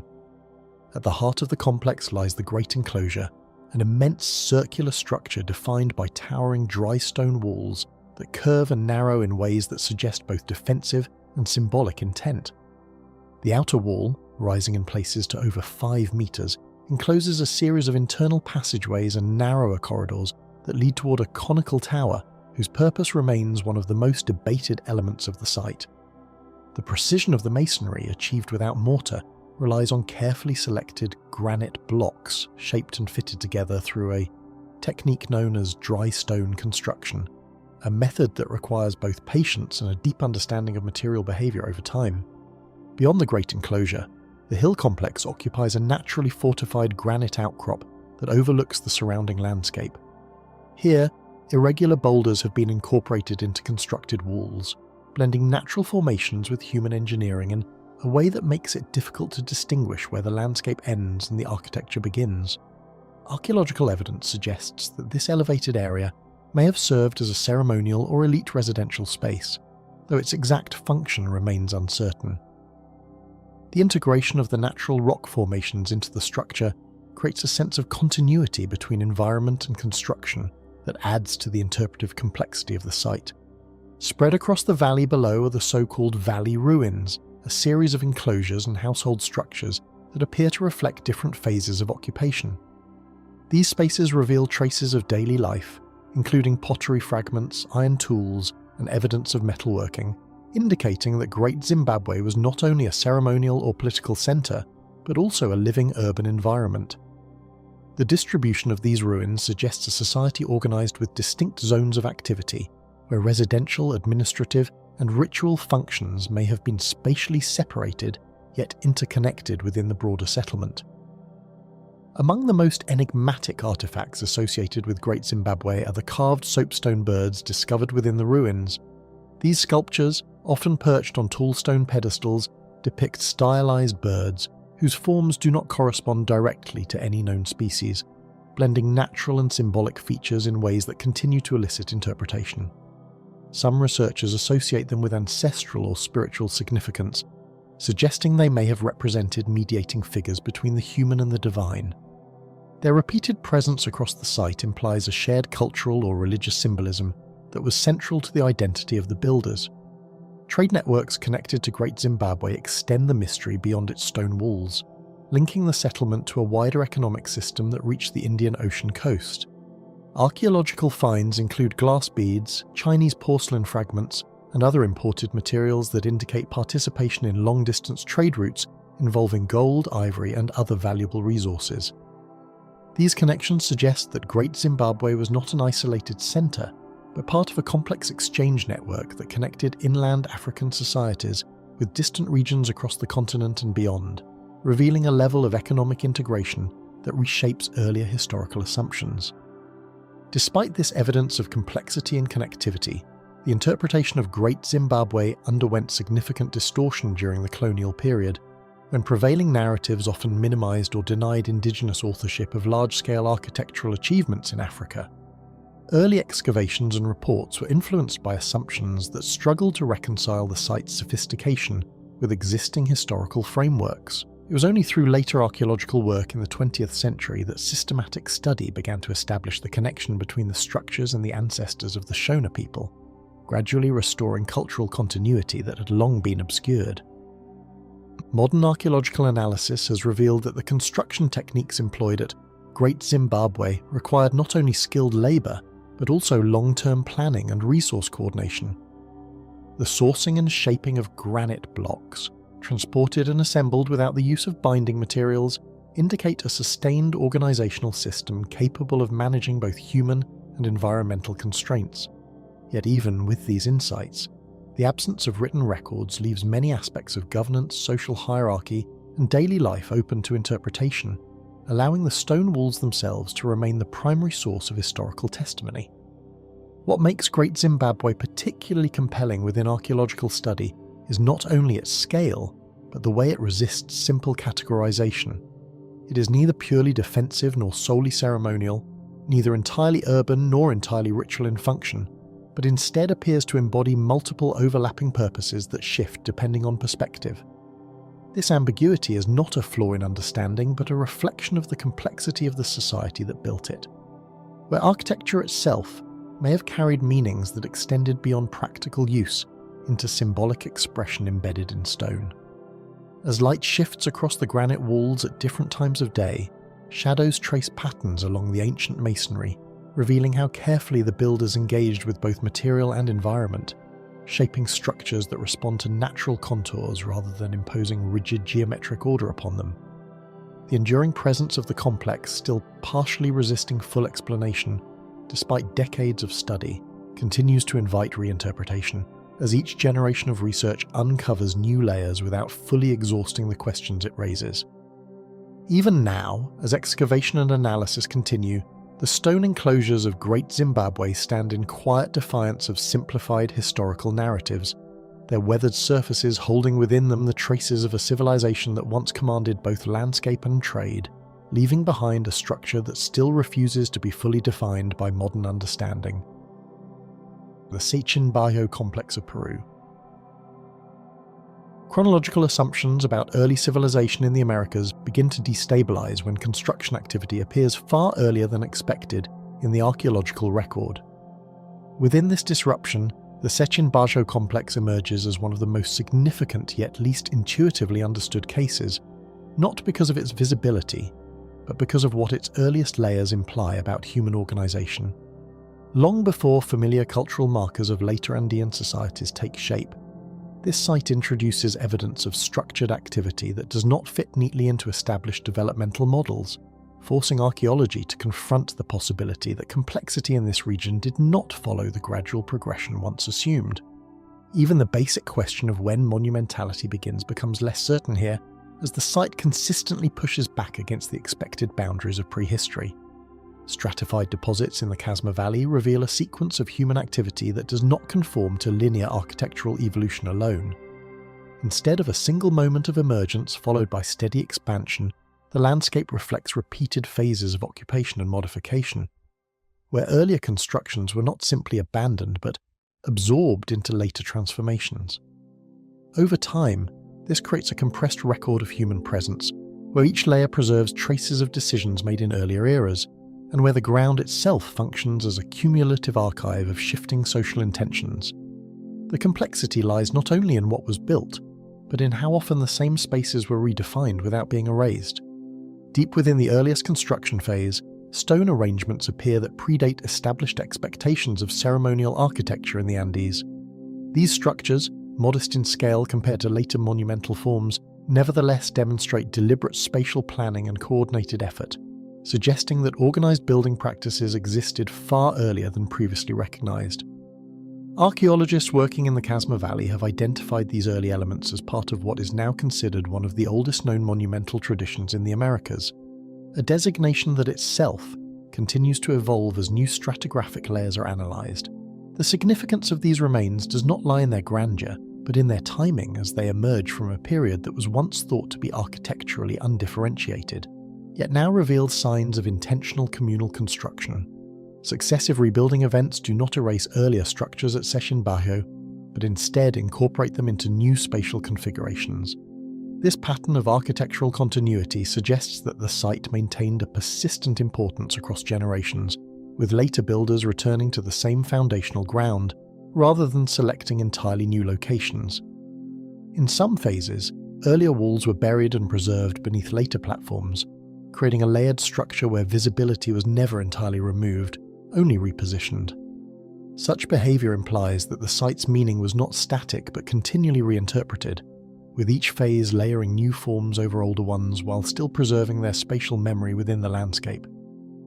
When viewed beyond a single excavation zone, the surrounding Casma Valley sites begin to form a connected pattern of early cultural expression. Multiple settlements within the region display overlapping architectural traditions and shared construction principles, suggesting that Sechin Bajo was not an isolated development, but part of a broader system of interaction. Nearby sites such as Sechin Alto and Cerro Sechin contribute additional layers of complexity to the region's archaeological narrative, each revealing different aspects of early social organization, from carved stone imagery to expansive platform constructions. The alignment of these sites across the valley indicates that human activity was organized at a scale that extended beyond individual communities, reflecting networks of communication and shared practice that remain only partially understood. Interpretations of the site remain divided, as archaeological perspectives struggle to define whether its primary role was ritual, communal, or structurally administrative. Some researchers emphasize its open spaces and repetitive construction sequences as indicators of ceremonial gatherings, while others point to its structural organization as evidence of early forms of social coordination capable of mobilizing labor across extended periods. The absence of clearly defined elite residential zones complicates these interpretations further, as it challenges assumptions about centralized authority being necessary for such construction. Yet none of these interpretations fully accounts for the continuity of rebuilding or the persistence of spatial emphasis across millennia, leaving the site suspended between multiple explanatory frameworks that remain in tension rather than resolution. Material evidence from the site presents a striking imbalance between monumental construction effort and limited traces of everyday domestic activity. Unlike later settlements where residential remains and household artifacts dominate the archaeological record, Sechin Bajo offers relatively sparse indications of daily occupation, creating a gap between the intensity of construction and the visibility of lived experience. This absence has led some interpretations to suggest that the site may have functioned intermittently, activated for specific communal or ceremonial events rather than continuous habitation. Even construction debris appears carefully managed in some layers, as if the process itself was structured with a level of intention that extends beyond simple building activity, further complicating assumptions about how such spaces were used. As comparative analysis expands across early Andean sites, Sechin Bajo increasingly appears not as an anomaly, but as part of a broader and earlier developmental horizon than once assumed. Its position within this emerging framework continues to shift interpretations of when organized monument building truly began in the region, suggesting that the roots of social complexity in coastal Peru may extend deeper into prehistory than earlier models allowed. Rather than standing apart from the trajectory of Andean civilization, it now appears embedded within a longer and more gradual unfolding of cultural organization that is still being reconstructed through fragmented archaeological evidence. Each discovery in the region does not close the question, but instead expands its temporal depth. Even so, the deeper implications of Sechin Bajo remain unresolved, as each layer of excavation reveals structure without fully revealing the intentions behind it. And yet, beneath the earliest identified layers, the possibility persists that the beginning of this site has not yet been reached at all. The mysterious collapse of Cahokia. A widening gap appears in the occupational record of a vast pre-Columbian settlement once centered along the Mississippi River floodplain, where continuous activity suddenly becomes fragmented. Within this disruption, Cahokia becomes visible not as a rise or expansion, but as a progressive thinning of human presence across a landscape still dominated by monumental earthworks. The city itself does not vanish in a single moment, yet the archaeological record suggests a gradual unravelling of occupation patterns that once sustained one of the largest urban centres in pre-Columbian North America, leaving behind a spatial footprint that remains intact while its social structure fades from continuity. Even estimates of its peak population, often placed in the tens of thousands, stand in contrast to the relatively rapid dispersal patterns observed in later phases of occupation. Towering earthen mounds continue to define the horizon of the site, even as evidence of sustained habitation diminishes across surrounding residential zones. This contrast between architectural permanence and social withdrawal establishes a core contradiction that shapes all interpretations of Cahokia's decline. Monk's Mound, the largest of these earthworks, still rises prominently from the floodplain, a carefully engineered platform that once supported elite structures and ceremonial activity, yet around it the density of domestic occupation appears to decline in uneven patterns that do not align neatly with a single moment of collapse. The landscape retains its constructed authority, but the life that once animated it becomes increasingly difficult to trace. In nearby mound groups such as Mound 72, burial evidence reflects earlier phases of organized social hierarchy, further emphasizing how dramatically the later occupational record diverges from earlier complexity. At its height, the settlement demonstrates an organized spatial layout in which plazas, mound complexes, and residential areas function as interconnected components of a larger urban system. The scale of Cahokia during this period, reflects a level of planning that required sustained coordination of labour and resources across multiple generations, with central plazas acting as focal points for activity and surrounding mound groups forming structured nodes of social and political interaction. The presence of large open ceremonial plazas, some aligned with astronomical observations, including the well-documented Woodhenge solar calendar posts, suggests that ritual timing and spatial design were closely integrated into the organisation of the city. Yet within this structured environment, subtle archaeological indicators begin to suggest that patterns of occupation were already shifting before any visible breakdown occurred, as changes in building use, artefact scatter, and residential clustering hint at internal reorganisation. Shifts in environmental conditions across the Mississippi Valley floodplain have been proposed as one factor influencing long-term settlement stability. Variations in river behaviour, flooding cycles, and resource availability have all been examined as potential pressures on sustained habitation. Evidence from sediment layers indicates episodes of flooding and drought variability that could have influenced agricultural productivity in surrounding regions. Still, the archaeological evidence does not converge on a single environmental trigger, as patterns of abandonment vary across different sectors of the site in ways that resist uniform explanation.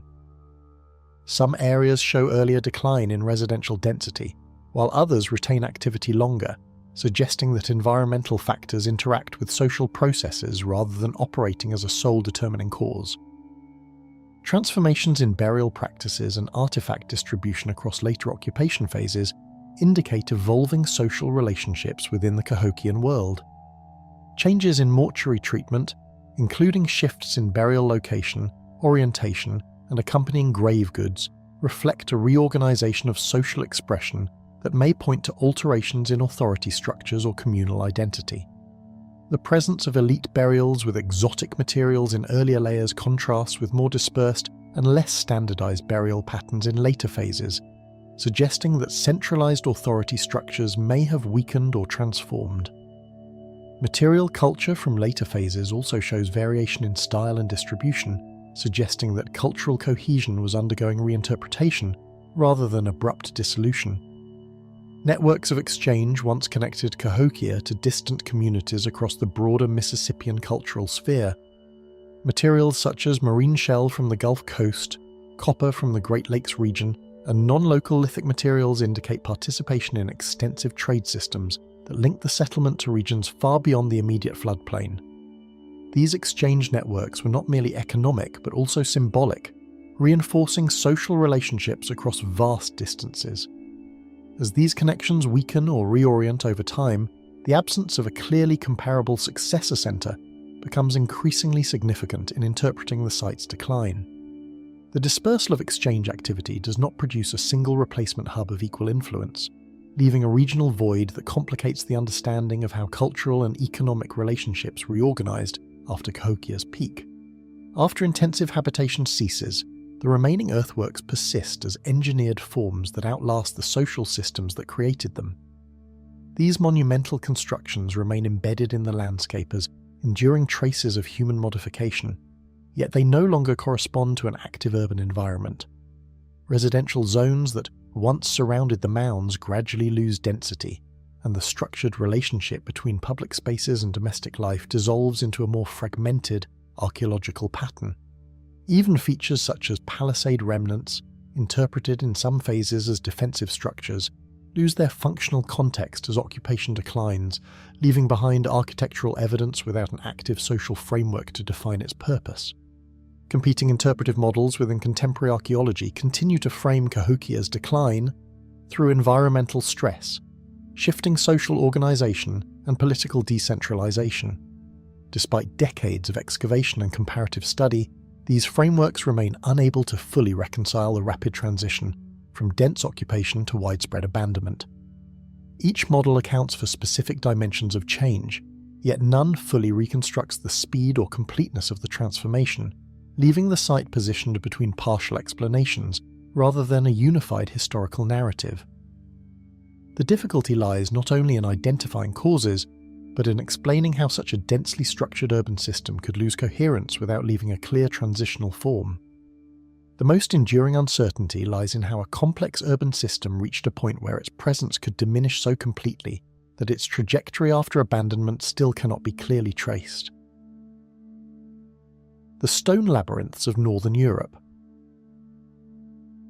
Archaeological surveys repeatedly encounter identical geometric ground patterns at coastal sites that share no clearly established historical or cultural connection. This recurring inconsistency has come to define what researchers now refer to as the stone labyrinth phenomenon, where spatial arrangement appears deliberate yet functionally undefined. In archaeological terminology, these are often described as stone labyrinths or labyrinthine stone settings, though the label itself does not imply enclosed mazes in the architectural sense, but rather patterned pathways arranged directly on the ground. What makes the situation particularly unusual is not the presence of complex design, but the persistence of the same structural logic across locations that otherwise show no evidence of shared settlement systems, political organisation, or identifiable cultural continuity. The repetition itself becomes the primary problem, as it forces interpretation to begin not with origin, but with pattern recognition that has no known source. Mapping efforts across northern shorelines reveal a distribution of similar formations that does not align with known settlement boundaries or regional cultural continuity. The patterns appear across parts of Scandinavia, Finland, and adjacent Baltic and Arctic coastal zones, often in isolated settings, where archaeological remains of habitation are minimal or absent. In some cases, these formations exist near ancient fishing grounds or former shoreline settlements, while in others they appear in exposed terrain far removed from documented human activity. This uneven distribution complicates attempts to associate them with any single cultural horizon, suggesting instead a phenomenon that resists confinement to a defined geographic or historical framework. Even where clusters of labyrinths appear, they do not form a clearly organised system, but rather a scattered repetition that behaves more like a shared idea than a traceable tradition. Existing architectural classifications struggle to accommodate ground-level stone arrangements that neither enclose space nor support any identifiable structural purpose. Instead, these formations consist of deliberate pathways carved into open terrain, defined purely through spatial guidance. Unlike walls, enclosures, or foundations, they do not create interior or exterior zones in the conventional sense. Movement becomes the only functional element that can be traced, as the pathways often curve inward toward a central point before leading outward again, forming loops that appear designed for traversal rather than occupation or defence. The absence of structural elevation further separates them from conventional archaeological categories of construction, placing them outside typical frameworks used to interpret built environments. Regional oral traditions preserve fragmented interpretations that associate these formations with ritual movement, symbolic passage, or navigational meaning. In some coastal communities, labyrinth-like patterns have been linked to practices involving walking rituals intended to ensure safe fishing journeys or favourable conditions at sea, while others interpret them as symbolic representations tied to maritime orientation or seasonal cycles. However, none of these accounts can be directly corroborated through material evidence recovered at the sites themselves, and in many cases, the traditions were recorded long after the earliest known examples of the formations. The gap between oral memory and archaeological verification leaves interpretation suspended between cultural continuity and retrospective attribution, without a clear point of convergence. Exposure to coastal environments places these formations in constant interaction with erosion, shifting shorelines, and long-term environmental change. Many of the stone arrangements are located in areas where wind, saltwater, and seasonal flooding continually reshape the surrounding terrain, yet the patterns remain sufficiently intact to preserve their geometric coherence. This durability raises questions about whether their placement was intended to engage with environmental change rather than resist it. In some cases, the positioning of stones suggests an awareness of visibility across changing coastal lines, as if the formations were designed to remain legible even as the landscape itself transformed over time. Their persistence in such unstable environments adds another layer of uncertainty to their intended function. Archaeological records frequently note an absence of domestic traces or structural remains in association with these geometric formations. There are no consistent indicators of habitation, such as hearths, storage pits, refuse deposits, or building foundations that would typically accompany sustained human activity. This lack of conventional occupation evidence challenges standard expectations of how ancient sites are identified and categorized. Instead of appearing as remnants of settlement, the labyrinths exist as isolated configurations embedded in open terrain, detached from the material signatures that normally define archaeological context. Even when located near known historical settlements, they do not integrate into domestic spatial patterns recognizably. Isolated similarities to other geometric ground designs found in distant regions do not form a continuous cultural or historical transmission line. Comparable spiral and circular arrangements have been documented in other parts of Eurasia and beyond, but these parallels occur without demonstrable connections between the groups that created them. The repetition appears instead as disconnected expressions that resist placement within any unified developmental framework. This fragmentation raises the possibility that similar forms may arise independently under different cultural conditions, suggesting that the underlying concept may be more broadly rooted in human spatial expression than previously assumed, rather than the product of a single cultural origin. Current interpretive discussions increasingly frame these labyrinths as spatial expressions of meaning rather than functional constructions tied to habitation or infrastructure. This perspective shifts attention away from utility and toward the possibility of intentional symbolic design embedded directly into the landscape.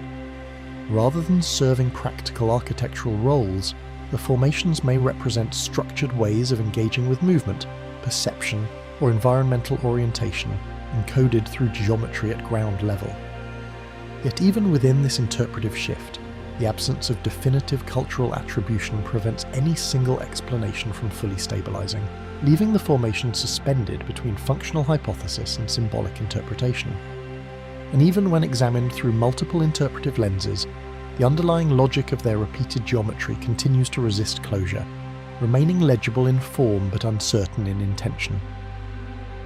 The unexplained origins of the Olmec colossal heads.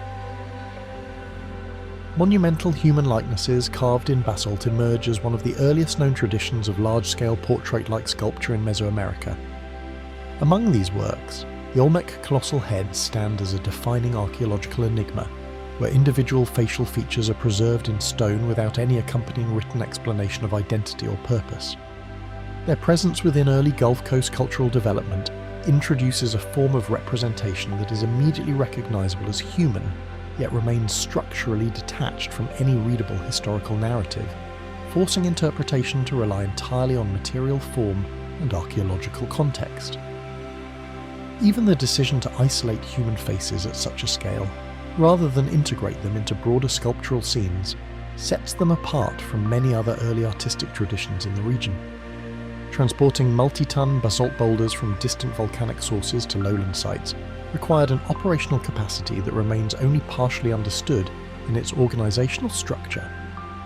The stones used for these sculptures were quarried from the Tuxtla Mountains and moved across river systems, wetlands, and forested terrain, a process that implies sustained coordination and significant labor investment. Archaeological reconstructions suggest that some of these boulders may have been moved over distances exceeding 60 kilometers, using combinations of river transport and overland movement across challenging landscapes. The logistical demands implied by this movement introduce questions about coordination, labor systems, and technological knowledge within early Gulf Coast societies, particularly in relation to how such large-scale projects were planned without leaving direct written accounts of the methods involved. Facial features carved into each head display distinct expressions, helmet-like headgear, and subtle variations that suggest individualized representation rather than uniform abstraction.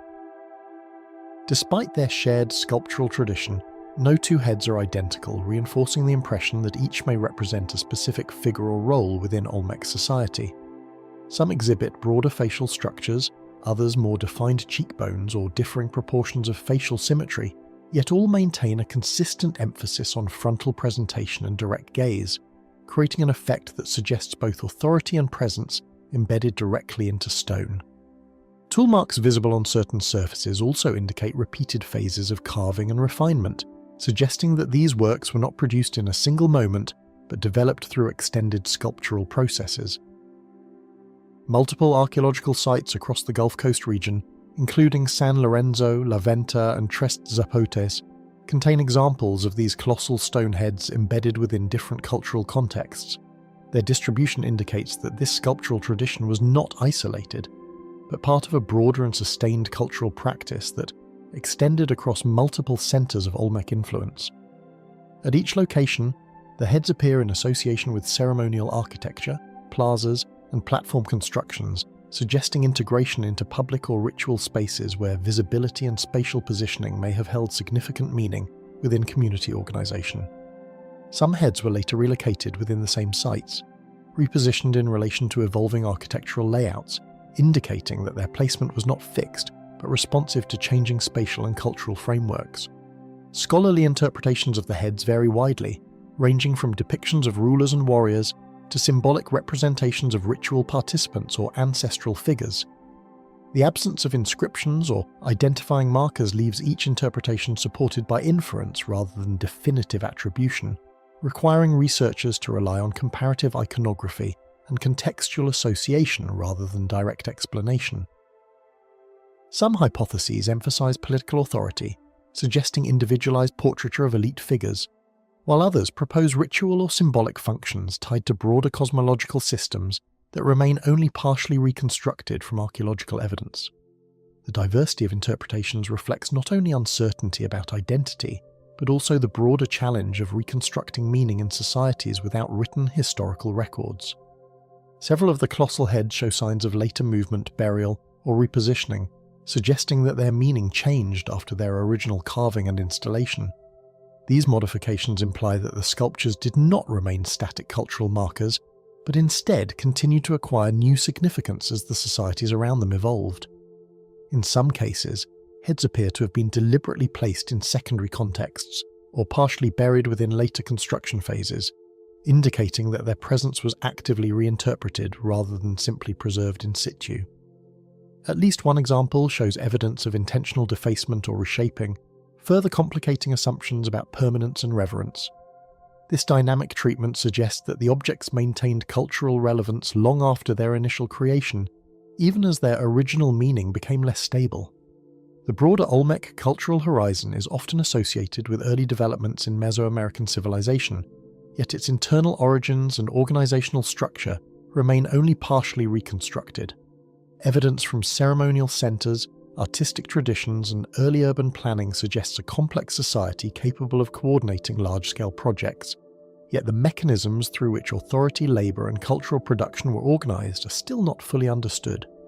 This uncertainty extends to how such monumental sculptural projects were conceived within their original socio-political environment, leaving gaps in understanding how identity, leadership, and symbolic representation were integrated into material culture. Even the decision to consistently portray human heads at monumental scale suggests an emphasis on visibility and presence that may have carried meanings extending beyond individual identity. Interpretive limitations become most apparent when material representation exists without any accompanying textual system capable of clarifying intent or identity.